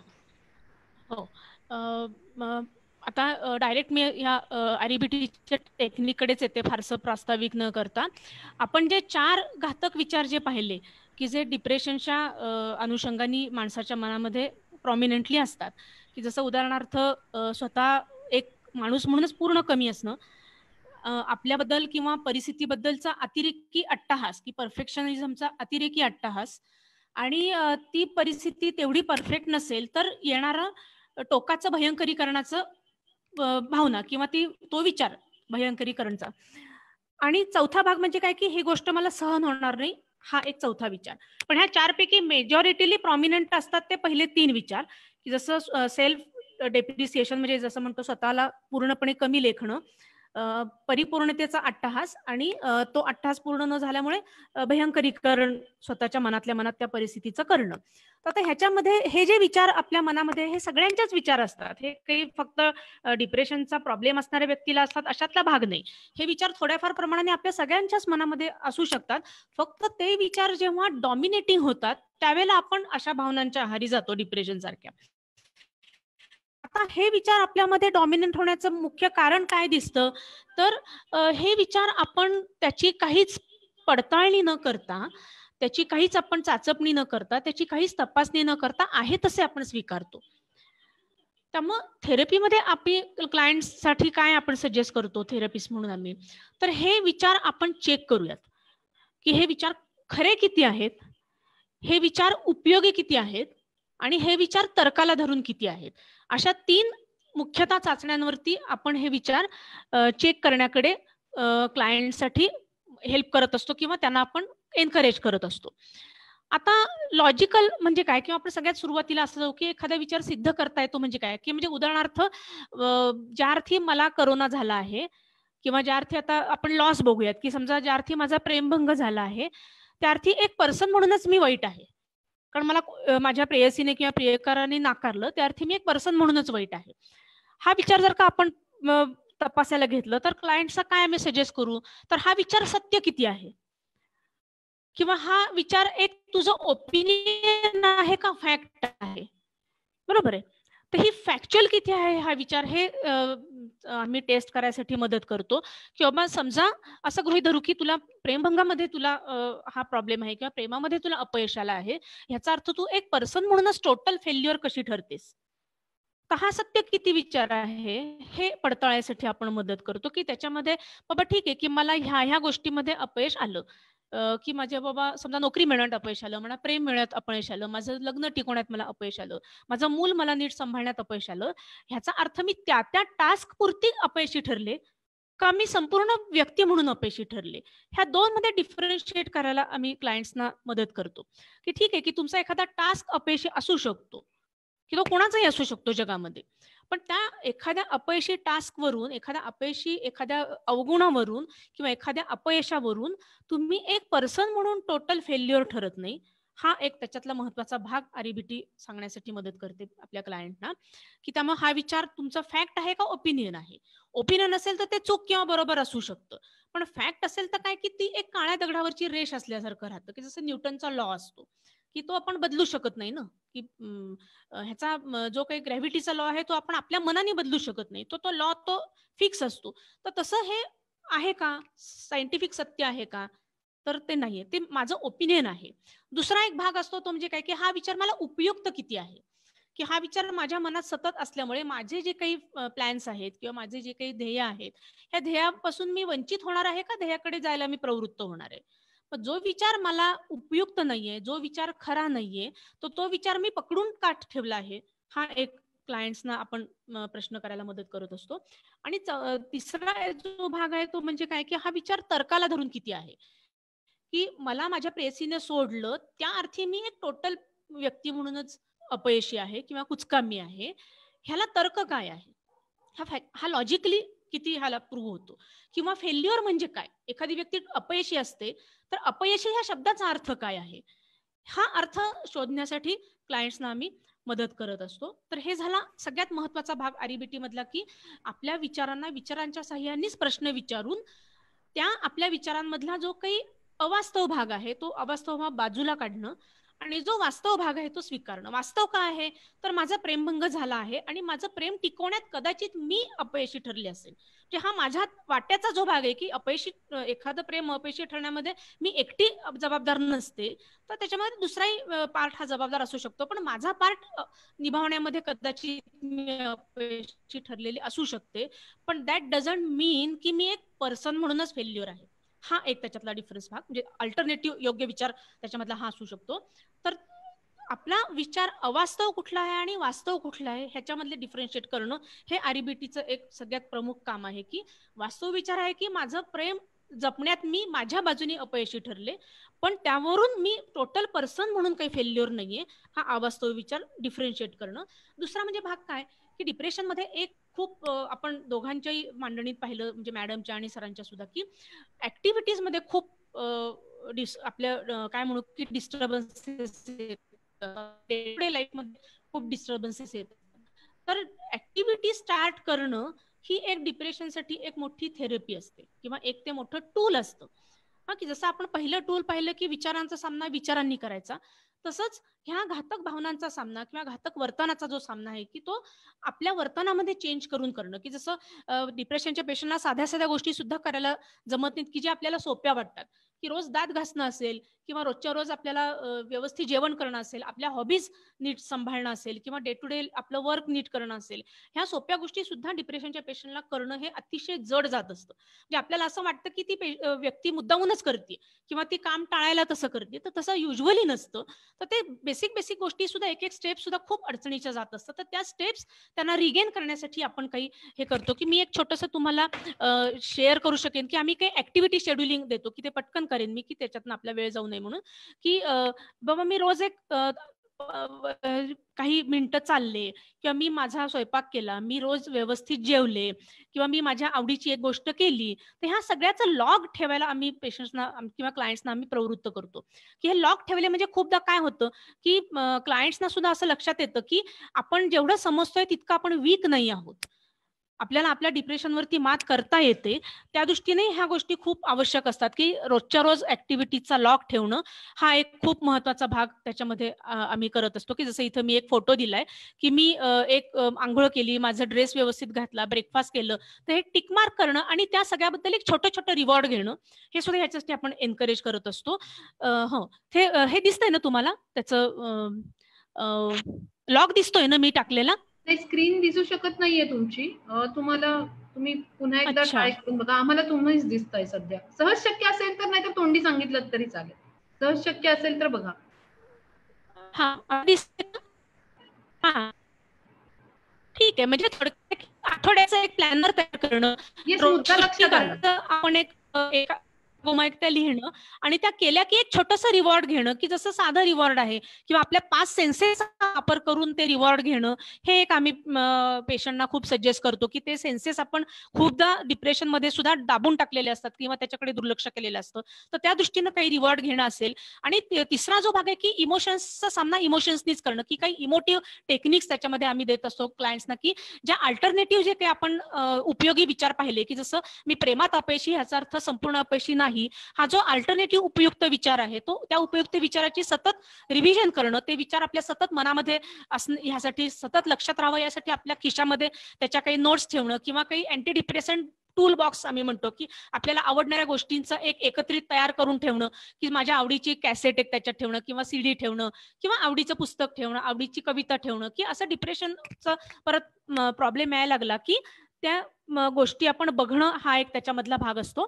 तर ह्या गोष्टी म्हणजे थिंकिंग, फिलिंग आणि बिहेवियर या तिन्ही पातळ्यांवरती ह्या डिप्रेशनशी कसं लढायचं यासाठी काही टूल्स REBT देते. REBTच नव्हे तर त्याच्या संदर्भातल्या सगळ्याच थेरपी या टूल्स देतात. CBT सुद्धा ह्या पद्धतीच्या टूल्स अतिशय चांगल्या पद्धतीने डिप्रेशनवरती त्यांचं काम आहे. तर ह्या गोष्टी थेरपिस्ट आपल्या क्लायंट बरोबर करून निगोशिएट करून क्लायंट्सना द्यायसाठी मदत करत असतो. दुसरं एक REBTचं आणखीन ह्या संदर्भाने सांगायचं मला असं वाटतं की REBT एक नेहमी आपल्या वैशाली जरा आवाज तुझ्या इथे बँडविथ लो आहे असं येत आहे, त्यामुळे पटकन सांगितलं तर बरं होईल. एक मिनिट. तोपर्यंतचा मला आणखीन एक प्रश्न पण घ्यावासा वाटतो. एक रिषभ खोत यांचा प्रश्न आहे. मला वाटतं शर्मिलाताई याचं उत्तर देऊ शकते. तो प्रश्न असा आहे की एखाद्या व्यक्तीबद्दल जर निगेटिव्हिटी वाटत असेल, राग येतो एखाद्या व्यक्तीचा, साधारण खूप त्याच्याबद्दल राग येत राहतो, नको नकोशी वाटते ती व्यक्ती, तर अशा भावनेला कसं काय करावं, कसा सामना करावा असा त्यांचा प्रश्न आहे खोत यांचा. मला वाटतं शर्मिलाताईंनी याचं उत्तर द्यावं. बरं, जेव्हा आपल्याला एखाद्या व्यक्तीचा खूप राग येतो तेव्हा ऍक्च्युली त्या व्यक्तीचा राग येत नसतो, त्या व्यक्तीकडनं केली गेलेली अनेक वेगवेगळी वर्तन असतात आणि त्या वर्तनांचा आपल्याला राग येत असतो ऍक्च्युली, की आज ही मला असं बोलली, आज हिनी हे असं केलं, किंवा हिची ही एक सवय आहे जी मला अजिबात आवडत नाही. अशा वर्तनाच्या पातळीवरच्या छोट्या छोट्या गोष्टी असतात ज्यांनी आपली चिडचिड होत असते. तर त्यामुळे सगळ्यात पहिल्यांदी आपण आपल्या मनामध्ये हे सॉर्टिंग केलं पाहिजे की पण त्या वर्तनाबद्दलची चिडचिड आहे, आणि मग आपण जर ती वर्तन जरा सॉर्ट आउट करू शकलो की नेमका या व्यक्तीकडनं कोणत्या कोणत्या गोष्टींचा मला त्रास होतोय, तर आपल्याला त्या वर्तनावर फोकस करणं सोपं जाईल आणि व्यक्ती जी आहे तिच्याबद्दल राग बाळगण्यापेक्षा त्या वर्तनाचा आपल्याला प्रॉब्लेम आहे तर व्यक्तीला ऍक्सेप्ट करणं सोपं जाईल. दुसरं असं की ही जी वर्तनं वेगवेगळी आहेत किंवा ज्या वेगवेगळ्या गोष्टींमुळे आपली चिडचिड होतीये त्यातल्या काही गोष्टी अशा असतील की ज्या आपण कदाचित प्रयत्न केला तर बदलू शकू, काही गोष्टी असतील की ज्याच्याबद्दल आपण काही करू शकणार नाही. हा एक महत्वाचा मुद्दा मला नंतर मांडायचाच होता की कोणत्याही गोष्टीचा जेव्हा आपल्याला त्रास होतो तेव्हा आपण मनामध्ये कायम हे वर्गीकरण केलं पाहिजे की एखादी गोष्ट आपल्या नियंत्रणाखाली आहे का आपल्या नियंत्रणाबाहेर आहे. जी गोष्ट नियंत्रणाच्या बाहेर असते ती आपल्या हातात नसते, आपण त्याच्याबद्दल काहीच करू शकत नाही. त्यामुळे त्याच्याबद्दल कितीही आपण विचार केला, चिडचिड केली तरी आपल्याला फक्त अजून अजून हातबल वाटत जातं आणि आपला स्ट्रेस वाढतो. त्यामुळे जी गोष्ट आपण बदलू शकत नाही किंवा जी गोष्ट आपल्या हातात नाही ती स्वीकारण्याचा प्रयत्न केला पाहिजे. हा ऍक्सेप्टन्स जो आहे तो अतिशय महत्वाचा आहे. बरेच वेळा आपण हे शब्द बोलत असतो असे की मी ही गोष्ट आता ऍक्सेप्ट केली, पण जेव्हा आपण असं बोलतो तेव्हा प्रत्यक्षात तो ऍक्सेप्टन्स नसतो पण ती तडजोड असते, आणि जेव्हा तडजोड असते तेव्हा मनात ती बोच किंवा त्याची टोचणी ही कायमच राहते आणि आपला स्ट्रेस कमी होऊ शकत नाही. सो जे नियंत्रणा बाहेरच्या गोष्टी आहेत ज्या त्या ऍक्सेप्ट करायला शिकलं पाहिजे, आणि ज्या गोष्टी आपल्या हातात आहेत आणि ज्या आपण बदलू शकतो त्याच्यामध्ये आपल्याला काय करणं शक्य आहे, त्या व्यक्तीशी आपण बोलू शकतो का, तो एक वेगळा विषय आहे. संवाद कौशल्य किंवा कम्युनिकेशन ज्याच्यामध्ये असर्टिव्हनेस किंवा आग्रहीपणा शिकणं कसं गरजेचं आहे, मला वाटतं एक वेगळं चर्चासत्र त्याच्यावर आपल्याला ठेवायला लागेल. पण अशा प्रकारे आपण जर बिहेवियर किंवा वर्तन सॉर्ट आउट केलं आणि त्याच्यामध्ये जे बदलणं शक्य आहे ते बदलायचा प्रयत्न करणं तेच आपल्या हातात आहे. आणि जे आपल्या नियंत्रणाबाहेर आहे ते ऍक्सेप्ट करायला शिकणं, हे जर आपण केलं तर त्या व्यक्तीशी आपलं जे काही इंटरॅक्शन असेल ते जास्त आपल्याला सोपं जाईल, सुटसुटीत जाईल आणि त्याचा त्रास नक्की कमी होईल. Yes, thank you शर्मिलाताई. स्नेहल, आता डॉक्टरना जो प्रश्न आलाय ते डॉक्टरना उत्तर देऊ दे, त्याच्यानंतर हिमालीसाठी एक प्रश्न आहे. येस मी मग विचार. डॉक्टर पोद्दार, मला वाटतं तुम्ही प्रश्न वाचला असेल चॅटवर आलेला, की वाचून दाखवू मी तुम्हाला? तुमचा ऑडिओ सुरू करता का? वाचला काय प्रश्न? तो जो आजाराच्या ट्रीटमेंट बद्दलचा प्रश्न आहे, मला वाटतं त्याचं उत्तर मी दिलेलं आहे. जे एंडोजिनस डिप्रेशन आणि एक्झोजिनस डिप्रेशन, त्याचं उत्तर तरी मगाशी बोलण्यामध्येच दिलेलं आहे. आणखी कुठल्या गोष्टीबद्दल तुम्ही बोलावा? नाही, मला वाटतंय मग तोच प्रश्न होता. मग मेधाताईंनी हिमालीसाठीचा प्रश्न विचारून घ्यावा. हिमाली, तुझ्यासाठी प्रश्न असा आहे की तुझ्या दोन्ही फेसबुक पोस्ट प्रचंड व्हायरल झाल्या, तर तुला एक अशा आमच्यासारख्या सामान्य माणसांच्या प्रतिक्रिया काय आल्या त्याच्यावर, आणि त्यातनं तुला काय चित्र दिसलं की लोक काय विचार करतात? आय थिंक ज्या प्रतिक्रिया होत्या, मला असं वाटतं की कोविडच्या पोस्टवरती, अर्थात आय मीन आताच डॉक्टर्सनी सांगितलंय की एखाद्याला डिप्रेशन वाटणं एक फिलिंग म्हणून वर्सेस तुम्हाला डिप्रेशन एक आजार म्हणून होणं, याच्यामध्ये थोडा फरक आहे. सो माझी जी कोविड-19ची पोस्ट होती त्याच्यावरती मुख्यत्वे सगळ्या प्रतिक्रिया ज्या होत्या त्या लोक स्वतः कसे डील करतायत या गोष्टीविषयी त्याबद्दल होत्या, आणि थोडंफार राजकारण, आमचा देश तुमचा देश आणि हे सगळं त्याच्यावरती होतं. पण आय थिंक जेव्हा मी माझ्या आईच्या आजाराविषयी, माझ्या स्वतःच्या स्ट्रगल विषयी लिहिलं होतं, आय थिंक त्याच्यावर ज्या प्रतिक्रिया आल्या त्याच्यामध्ये मला हे जाणवत गेलं की प्रत्येकाकडेच काही ना काहीतरी प्रॉब्लेम्स असतात, की कोणीच असं नाहीये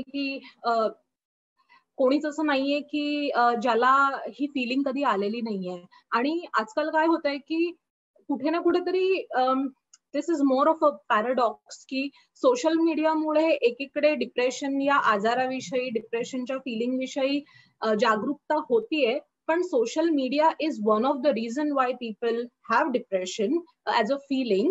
कारण आपल्याला फेसबुकवरती जे लोकांचं आयुष्य दिसतं, that is more like a highlight reel, की लोक त्यांचे बेस्ट मोमेंट्स, त्यांच्या आयुष्यात घडणाऱ्या बेस्ट घटना हे सोशल मीडियावरती मांडत असतात, आणि कुठे ना कुठेतरी सारखं ते वाचून आपण कुठेतरी आपल्या लाईफचा बॅकग्राऊंड स्कोर मॅच करायचा प्रयत्न करत असतो, की अरे यार माझ्या बरोबर तर सगळं वाईटच होत आहे, किंवा अरे look at her, how she live such a good life.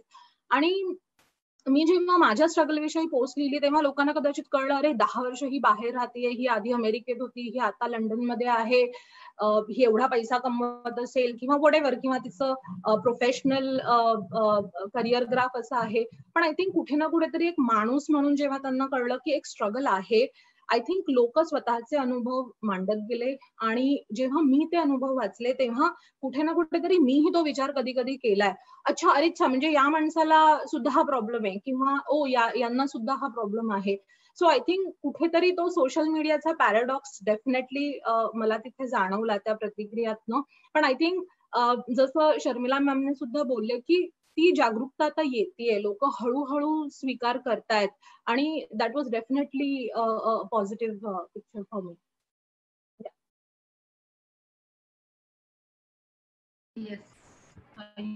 Yes, thanks हिमाली. खरंच आहे, म्हणजे की तू म्हणलीस ते सगळं फेसबुकवर आणि सोशल मीडियावर सगळं गुडी दिसत असतं, पण त्याच्या पलीकडे पण काहीतरी आयुष्य असतं, ही तर अगदीच खरी गोष्ट आहे. आणि त्याच्याकडे कदाचित दुर्लक्ष होत जातं. रोजचं काहीतरी शेअर करायचंय मला या ह्याच्यातनं. तर थँक्स, तू चांगलं बोललीस. तर आपल्या आजच्या चर्चेत येस, आपलं नाव सांगा आणि कृपया आपला व्हिडिओ. मी रूपा रेगे निचुरे. मीच तो प्रश्न डॉक्टर पोद्दारांना विचारला होता, पण मला त्यांच्या सेशन मधून त्याचा उलगडा झाला नाही, तर म्हणून मी तो जनरल प्रश्न म्हणून विचारते. कारण त्यांनी नैराश्याचे 2 कारणं सांगितली. एंडोजिनस आणि एक्झोजिनस. आणि ते असं म्हणाले की जर एंडोजिनस असेल तर मेडिसिन्सला पर्यायच राहत नाही, पण जर एक्झोजिनस असेल तर तिथे काउन्सेलिंगचा अधिक परिणाम होऊ शकतो. पण मला असं वाटतं की जसं इतरही सगळ्या एक्सपर्ट्सनी सांगितलं त्याप्रमाणे इंटेन्सिटीला खूप महत्व आहे. त्यामुळे बरेचदा माणसांना डिप्रेशनचा त्रास होत असेल तरी त्यांच्या नॉर्मल ऍक्टिव्हिटीज वगैरे सगळं व्यवस्थित चालू असतं, मग कधीतरी त्याची तीव्रता खूप वाढते आणि मग ते इंटरफिअर करायला लागतं आणि मग ते इमोबिलाइज्ड होतात. तर अशा वेळी कारण कुठलंही असेल पण इंटेन्सिटी वाढते तेव्हा केमिकल चेंजेस ब्रेनमध्ये होणं हे अपरिहार्यच आहे. त्याच्यामुळे मग मेडिसिन्स टाळता कशी येतील? म्हणजे जेव्हा ते तीव्र डिप्रेशन असेल तेव्हा त्याच्या ट्रीटमेंटमध्ये मेडिसिन्स आणि काउन्सिलिंग या दोघांचाही समावेश असला पाहिजे, इररिस्पेक्टिव्ह ऑफ द फॅक्ट की ते एंडोजिनस कारणामुळे आहे का एक्झोजिनस कारणांमुळे. नाही, अतिशय तुम्ही बरोबरच म्हणताय मॅडम. ऍक्च्युली मी हे मगाशी बोललो होतो पण कदाचित ते मिस आउट झालं असेल. तर मी बायोलॉजिकल सायकॅट्रिस्ट आहे आणि मला ह्याची पूर्ण कल्पना आहे की जर डिप्रेशन हे अगदी माइल्ड असेल तरच फक्त काउन्सिलिंग हा अप्रोच जनरली मी ऍडवाइज करतो. पण जर डिप्रेशन मॉडरेट सिव्हिअर ग्रेड मध्ये जात असेल तर त्याला डेफिनेटली औषधांच्या सोबतच बाकीच्या सगळ्या थेरपीचा आपण विचार करतो. कारण की केमिकल चेंजेस मुळे येणारं डिप्रेशन आणि डिप्रेशन आल्यामुळे होणारे केमिकल चेंजेस हा जो रिलेशन आहे हा इस्टॅब्लिश्ड रिलेशन आहे. आणि ऑब्व्हियसली जरी तुम्ही एखाद्या एक्झोजिनस डिप्रेशनचा सुद्धा पेशंट असेल, माझा अनुभव तर असा आहे की एखादा पेशंट जर समजा एक्झोजिनस डिप्रेशननी माझ्याकडे आला आणि त्याला मी इनिशियल फेज मध्ये त्याचं डिप्रेशन हे मॉडरेट टू सिव्हिअर ग्रेडचं आहे आणि त्याला त्याच्या स्ट्रेसरला कोप अप होता येत नाही, मी त्याला औषधं सुरू करतो आणि within a period of first किंवा सेकंड फॉलोअपला जेव्हा तो येतो तर त्याचं स्वतःचं रॅशनल थिंकिंग, त्याचं डिप्रेशन कमी झाल्यामुळे त्याचं स्वतःचं रॅशनल थिंकिंग इतकं छान झालेलं असतं की बऱ्याच वेळेला त्याला काउन्सिलिंगची गरज सुद्धा पडत नाही, कारण की स्वतःच त्याचे प्रश्न काय पद्धतीनं फेस करायला पाहिजेत हे त्याच्या लक्षात यायला लागलेलं असतं. जेव्हा आपण अगदी टोकाच्या नकारात्मक भावनांमध्ये जातो तेव्हा त्या भावना, ह्या टोकाच्या नकारात्मक आरबीपीच्या ह्याच्यामध्ये त्या भावनांचं खूप चांगलं वर्गीकरण आपण देतो. बऱ्याचदा असं होतं की आपण सकारात्मक भावना आणि नकारात्मक भावना असं ढोबळमानानं वर्गीकरण करतो, पण आरबीपी आपल्याला नकारात्मक भावनांचं असह्य नकारात्मक भावना आणि सह्य नकारात्मक भावना असं वर्गीकरण करायला शिकवते. असह्य नकारात्मक भावनांमध्ये येतात संताप, डिप्रेशन, अँझायटी आणि गिल्ट. ह्या सगळ्या असह्य नकारात्मक भावना आहेत आणि या भावनांना आपण ब्लाइंडिंग इमोशन्स म्हणतो. ब्लाइंडिंग म्हणजे काय तर या भावनांमध्ये जेव्हा आपण जातो त्यावेळेस आपण पर्यायांच्या बाबतीमध्ये आणि परिणामांच्या बाबतीमध्ये ब्लाइंड होऊन जातो आणि त्यामुळे आपल्याला ऍक्शन ओरिएंटेड होताच येत नाही.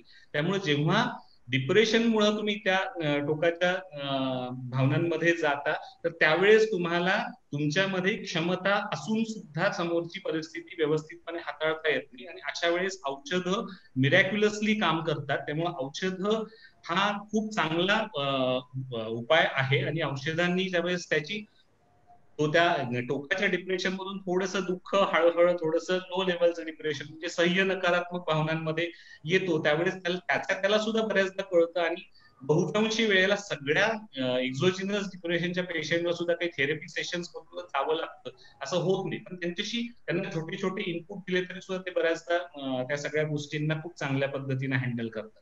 हा मुद्दा नक्कीच लक्षात घेण्यासारखा आहे सगळ्यांनीच. Okay, thank you. थँक्यू रुपाताई आणि थँक्यू पोद्दार सर. आपल्या आजच्या चर्चेत सहभागी असणारे प्रशांत शिरुरे यांना काही प्रश्न विचारायचे, तर मी प्रशांत यांना कृपया ऑडिओ आणि व्हिडिओ सुरू करून पटकन आपले प्रश्न विचारावेत अशी विनंती. प्रशांत. थँक्यू. माझे 3 प्रश्न आहेत की तिन्हीचे प्रश्न तुम्ही स्वतंत्र द्यावा अशी माझी अपेक्षा आहे. पहिला प्रश्न माझा असा आहे की जेव्हा आपल्या व्यक्तीला कळतं आयुष्य म्हणजे काय तेव्हा ही सारी गफलत होते असं माझं एक वैयक्तिक मत आहे. कदाचित यामुळं जास्त शिक्षणाचा किंवा जास्त अनुभवाचा किंवा समाजामध्ये काम करण्याचा कदाचित हा रोल असेल, पण जे अशिक्षित असतात ते छोट्या छोट्या गोष्टीमध्येच त्यांचं आयुष्य जातं, त्यांच्यामध्ये हे प्रमाण कमी असावं. तर आपण असं म्हणायचं का की अति शिकल्यामुळे नैराश्याचं प्रमाण पण जास्त असतं? अज्ञानात आनंद ही जी म्हण असते ती या प्रश्नाला लागू पडते. तर त्याविषयी आपलं एक मत सांगा. हा नंबर 1 पहिला प्रश्न. नंबर 2 प्रश्न की आपण दैनंदिन व्यवहारामध्ये आपण असं ऐकतो की दिवसभर मीडियामध्ये तेच चालू असतं, तेच चालू असतं, हे चालू असतं, ते चालू असतं, नकारार्थी बातम्या दिवसभर असतात. तर प्रसिद्धी माध्यमाचा समाजाच्या नैराश्य वाढण्यामध्ये कितपत प्रभाव आहे? माझं वैयक्तिक मत आहे की खूप प्रभाव आहे. तर आपलं वैयक्तिक मत काय किंवा आपल्या डिस्कशनचं मत काय? हा माझा 2 प्रश्न. 3 प्रश्न आहे की आपण लोकप्रतिनिधींना निवडून देतो, त्यांच्याकडनं आपल्याला खूप प्रचंड अपेक्षा असतात. साहजिकच आहे, असणं अपेक्षित आहे. पण त्यांचे बेजबाबदार वक्तव्य, त्यांचे खोटी आश्वासनं यामुळं आपल्याला असं सारखं सारखं ऐकायला मिळतं की अमुक अमुक यांनी नाही केलं, हे नाही केलं, ते नाही केलं, बस नाही, पाणी नाही, अमुक नाही, तमुक नाही, सारखं कुरबुरी चालू असते. हे पण एक निराशे प्रकारचं एक हे आहे. तर मग हे लोकप्रतिनिधी, मीडिया आणि अज्ञान या 3 गोष्टीचा मुख्य रोल हा डिप्रेशनशी असावा, याबद्दल आपलं मत काय? मिलिंद माझा क्लासमेट आहे, आम्ही एकत्र शिकलो, त्याने हे थोडंसं इनपुट दिलं तर आम्हाला आनंद होईल, इतरांनी दिलं तर आम्हाला आनंदच होईल. थँक्यू. मी बोलू का? प्रशांतजी धन्यवाद, तुमचे प्रश्न कळलेत. मला वाटते पहिल्या प्रश्नाचं उत्तर पोद्दार सरांनीच द्यावं, कारण ते खूप ग्रामीण भागात पण काम करतायत. Yes, Poddar sir. Thanks Prashant. तो म्हणल्यामुळे आम्ही सोबत 5 वर्ष घालवली एका कॉलेजमध्ये. माझं असं पर्सनल मत आहे की डिप्रेशन हा जो काही आजार आहे हा आपल्या मनाचा आजार आहे, भावनांचा आजार आहे. आणि जेवढ्या लोकांना मन आहे आणि ज्यांना ज्यांना भावना आहेत त्या लोकांना ह्या फिलिंग्स येतात. त्यामुळे इररिस्पेक्टिव्ह ऑफ तुमचं एज्युकेशनल स्टेटस काय आहे, प्रत्येकाला डिप्रेशन येऊ शकतं. कारण की आपण एकतर इंडोजिनस डिप्रेशन साठी तर तुमच्या एज्युकेशनचा आणि बाहेरच्या वातावरणाचा काही संबंधच नाहीये. तुमच्यामध्ये जो प्रोननेस असेल, जेनेटिक प्रोननेस असेल किंवा इतर कुठल्या गोष्टींमुळे तुमच्या केमिकल लोचा जर झाला तर तुम्हाला कुणालाही डिप्रेशन येऊ शकतं. एक्झोजिनस बद्दल बोलायचं झालं तर एक्झोजिनस म्हणजे स्ट्रेसर्स आयुष्यामध्ये येणं. तर मी याच्याशी सहमत नाहीये की फक्त एज्युकेटेड लोकांच्या आयुष्यामध्ये स्ट्रेसर्स असतात. प्रत्येकाच्या आयुष्यामध्ये कमी अधिक स्वरूपामध्ये पर्सनल लेवलचे, पर्सनल ऍस्पायरेशनचे असलेले, रिलेटेड असलेले, कौटुंबिक पातळीवरचे, सामाजिक पातळीवरचे, आर्थिक पातळीवरचे, करिअरच्या पातळीवरचे, अगदी जो शेतकरी जरी असला, मी आता मगाशी सांगितलं की शेतकऱ्यांमध्ये सुद्धा जे इतकं जास्त आत्महत्यांचं प्रमाण आपण मागच्या अनेक वर्षांपासून बघतोय, त्याच्यामध्ये सुद्धा अल्टिमेटली समोरच्या परिस्थितीला योग्य पद्धतीने हँडल न करता आलेलं डिप्रेशन हे खूप मोठं कारण आहे. जरी त्याच्यामागे अनेक शेतीशी रिलेटेड, पॉलिटिकल रिलेटेड, इतर सामाजिक कारणं जरी असली, आर्थिक गणित असली, तरी सुद्धा अल्टिमेटली त्याच्या मनाच्या पातळीवर जेव्हा एखाद्याला वाटायला लागतं की हे मला हँडल करता येण्याच्या पलीकडची परिस्थिती आहे आणि आता हे सगळं काही बदलणार नाही, तेव्हा तो डिप्रेशन मध्ये जायला लागतो. त्यामुळे anybody irrespective of his educational status याच्या बाबतीमध्ये डिप्रेस्ड होऊ शकतो. या पहिल्या प्रश्नाचं उत्तर मला असं वाटतं. आणि एक सकाळी माझ्या डिस्कशन मध्ये मला ते सांगावं असं वाटतं की इव्हन आपण मगाशी शर्मिला मॅडमच्या बोलण्यात सुद्धा आलं की आता अवेअरनेस खूप वाढलाय आणि हेल्थ सिकिंग वाढलंय.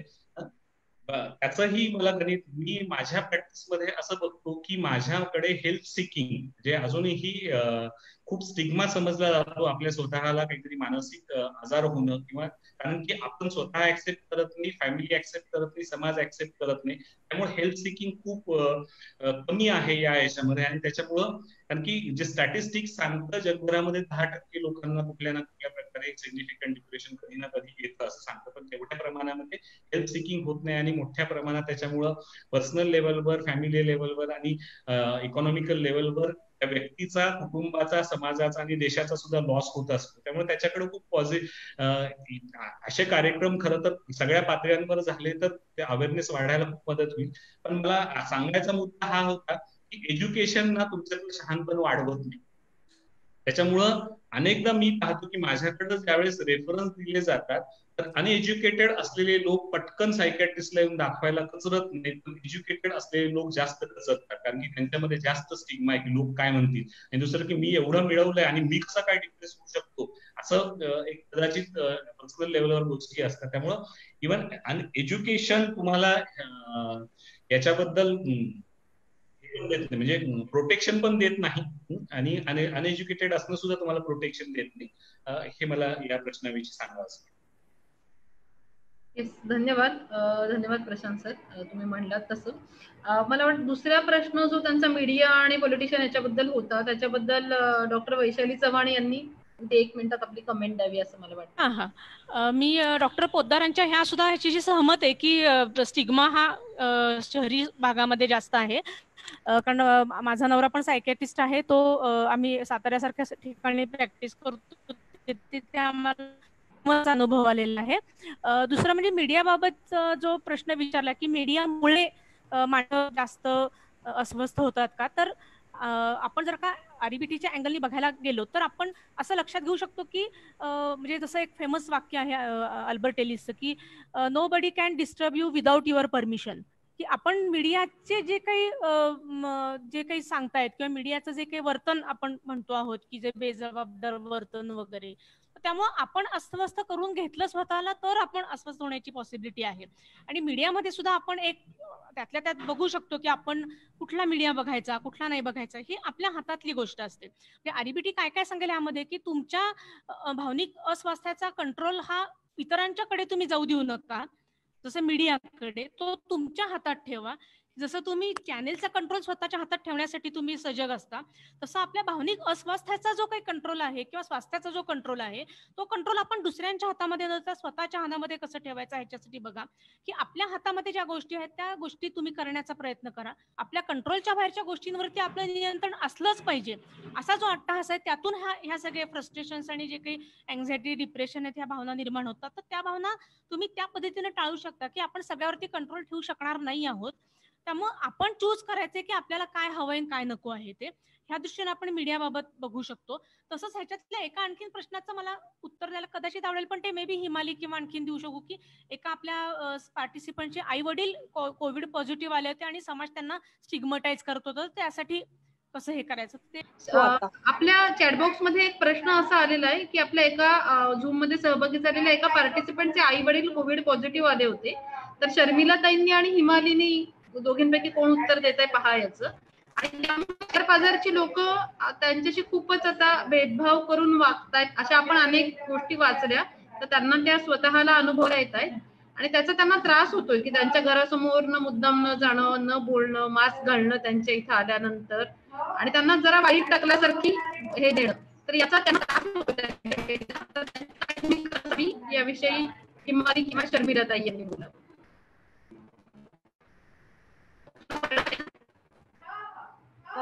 फक्त माझा स्वतःचा एक्सपिरियन्स मी सांगते आणि it's a very interesting observation.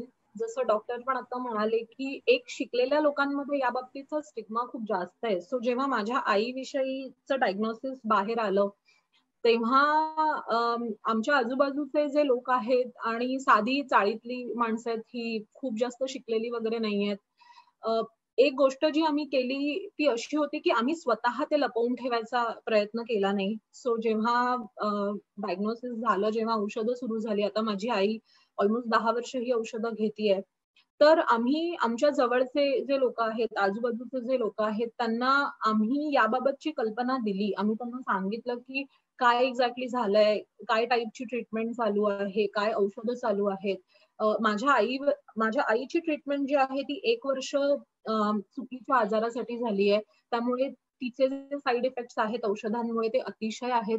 तर त्यामुळे तिच्या कंडिशनला समजावून घेण्यासाठी आम्ही ते वातावरण तिथे निर्माण केलं.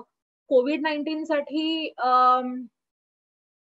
मी एवढंच सुचवेन की जर या काही लोकांना, काही प्रतिनिधींना तुमच्या आजूबाजूच्या, जर तुम्ही त्यांच्याशी बोलू शकलात, त्यांना गोष्टी समजावून सांगू शकलात, त्यांना जर तुम्ही सांगू शकलात, रिपोर्ट्स दाखवू शकलात की बाबा हे आता असं आहे, हे निगेटिव्ह आहे, आणि सगळ्यात महत्वाचं म्हणजे सोशल मीडियाचा जो भडीमार होतोय इन्फॉर्मेशनचा, कदाचित that is one of the reasons, पण त्याच्या उपर जाऊन शेजारी म्हणून म्हणा किंवा एक नॉर्मल समाजाचा भाग म्हणून म्हणा की तुम्ही काय आता प्रिकॉशन घेताय किंवा काय ट्रीटमेंट ऑलरेडी झालेली आहे, आणि तुमच्या अशा वागण्यावरनं अजून ह्या गोष्टी कशा वर्स्ट होत चालल्यात मेंटल लेवलवरती हे समजावून सांगणं हे सुद्धा महत्वाचं आहे.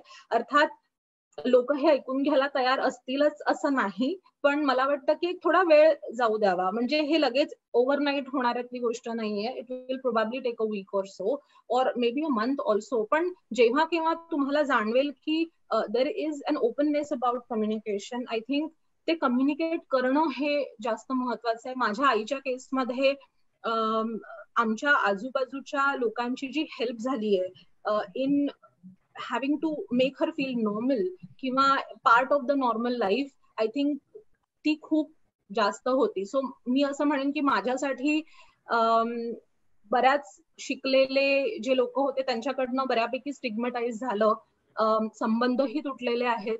पण साध्या सुध्या लोकांकडनं तो जो एक्सेप्टन्स मिळाला वॉज ऍक्च्युली व्हेरी पॉझिटिव्ह. मला थोडंसं इथे ऍड करायला आवडेल. शर्मिला ताई तुम्ही बोला. हा, की सगळ्यात पहिली पायरी माझ्या मते इकडे आहे ती म्हणजे आस्था, एम्पथी. म्हणजे जेव्हा लोक आपल्याशी अशा पद्धतीने वागत असतात तेव्हा ती अशा पद्धतीने काय वागतायत, त्यांच्या मनामध्ये काय विचार असतील, त्यांची भावना काय असेल हे समजून घेणं, आणि आपण जर त्यांच्या ठिकाणी असतो तर आपण काय केलं असतं हा विचार करणं, ज्याला आपण आस्था म्हणतो. ही आस्था खूप महत्वाची आहे, कारण जेव्हा लोक आपल्याशी असं वागतात तेव्हा आपली सुद्धा खूप टोकाची प्रतिक्रिया येते. तर ही आपली प्रतिक्रिया सुद्धा मर्यादित ठेवण्यासाठी पहिल्यांदी आस्था हवी आणि समजून घ्यायला हवं की त्यांचा लुकआउट कसा असेल किंवा त्यांचा पर्स्पेक्टिव्ह कसा असेल. ही पहिली गोष्ट मला वाटतं अतिशय महत्वाची आहे. दुसरं म्हणजे आपल्याला ह्याचा त्रास खूप जास्त अशासाठी होतो की आपण त्याचं जनरलायझेशन करत असतो की सगळी लोक माझ्याशी सगळी लोक अशी वागतायत.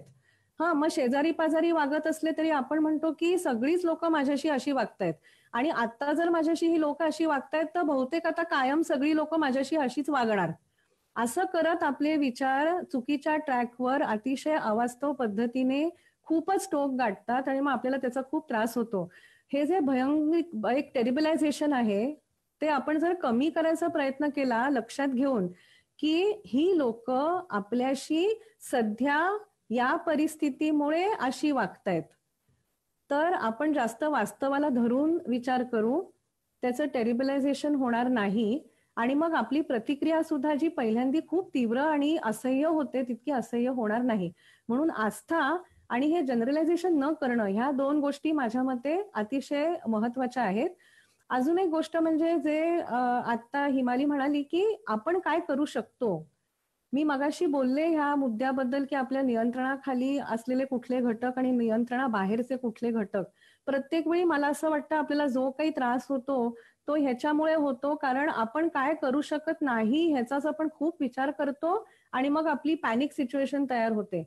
त्याचा विचार न करता आपण जर कायम आपला फोकस या गोष्टीकडे केला की आपण काय करू शकतो आणि मग त्याच्यावर फोकस ठेवून जर आपण केलं, मग काय प्रॉब्लेम कोणताही असू दे, तर मला वाटतं की खूप आपल्याला सगळ्या गोष्टी जास्त सोप्या होतील.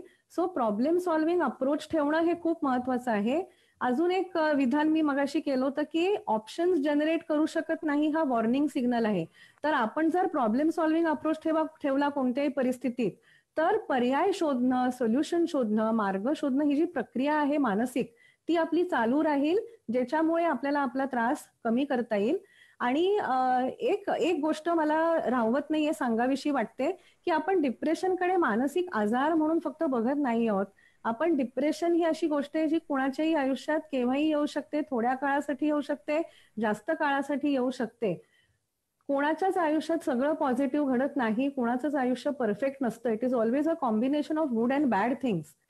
तर मला असं वाटतं की थोडंसं आपण जर ह्या गोष्टीकडे असं बघायला शिकलो की कधीतरी जर आपला मूड गेला, आपल्याला नैराश्य आलं, आपल्याला हतबल वाटलं, तर इट्स ओके. हे इट्स ओके स्वतःला म्हणायला शिकणं हे माझ्या मते खूप महत्वाचं आहे, जे आपण हळूहळू विसरत चाललोय. सो इट्स ओके हे लक्षात घेतलं पाहिजे. हे जर आपण थोडं लक्षात ठेवलं तर आपण खूप ओव्हर थिंकिंग करून, कोणत्याही गोष्टीचा इश्यू करून अवास्तव विचार करणार नाही आणि भलत्याच दिशेला धावत जाणार नाही. So I think it's okay is one of the answers to many questions. Yes, thank you Sharmila tai. खरंच आहे की आजच्या चर्चेतून खूप वेगवेगळ्या गोष्टींवरती आपण बोललो आणि शेवटी आजच्या काळातल्या महत्वाच्या गोष्टीकडेही आपण आलो कोविडच्या संदर्भातल्या. तर बऱ्याचशा गोष्टी आपण शिकलो. मुख्य म्हणजे ऍक्सेप्टन्स ही खूपच महत्वाची गोष्ट आहे. कुठलेही म्हणजे तो कोविडचा काळ असो, नॉन कोविड असो, काहीही तुमच्या ह्याच्यातलं असो, तुम्ही स्वीकारायला आणि जिथं तुम्हाला मदतीची गरज आहे तिथं ती मग घरातल्यांना, मित्रमैत्रिणींना आवाज देणं असो अथवा सायकोलॉजिस्ट, सायकियाट्रिस्ट, समुपदेशक यांची मदत घेणं असो, हे तुम्ही करायलाच हवं जर तुम्हाला स्वतःचं मानसिक आणि शारीरिक आरोग्य टिकवायचं असेल तर. आजच्या सर्व तज्ञांनी नवी उमेदसाठी आणि संपर्कासाठी आवर्जून वेळ दिला. भरपूर वेळ सर्व जणांच्या प्रश्नांची शक्य तितकी उत्तरं डिटेलमध्ये देण्याचा प्रयत्न केला. त्याबद्दल मी आपणा सर्वांचे अतिशय मनापासून आभार मानते. तुम्ही सर्वांनी नवी उमेद परिवाराशी असंच जोडलं राहावं अशी तुम्हाला सर्वांना विनंती आहे. आणि याचा सर्वांना खूप चांगला सगळ्यांना खूप चांगला उपयोग होईल अशी आशा बाळगत मी आजचं सेशन इथं संपवते आणि आपण भेटत राहूयात नवी उमेद पेजवर. पुन्हा एकदा सर्व मान्यवराचे मनापासून आभार. धन्यवाद.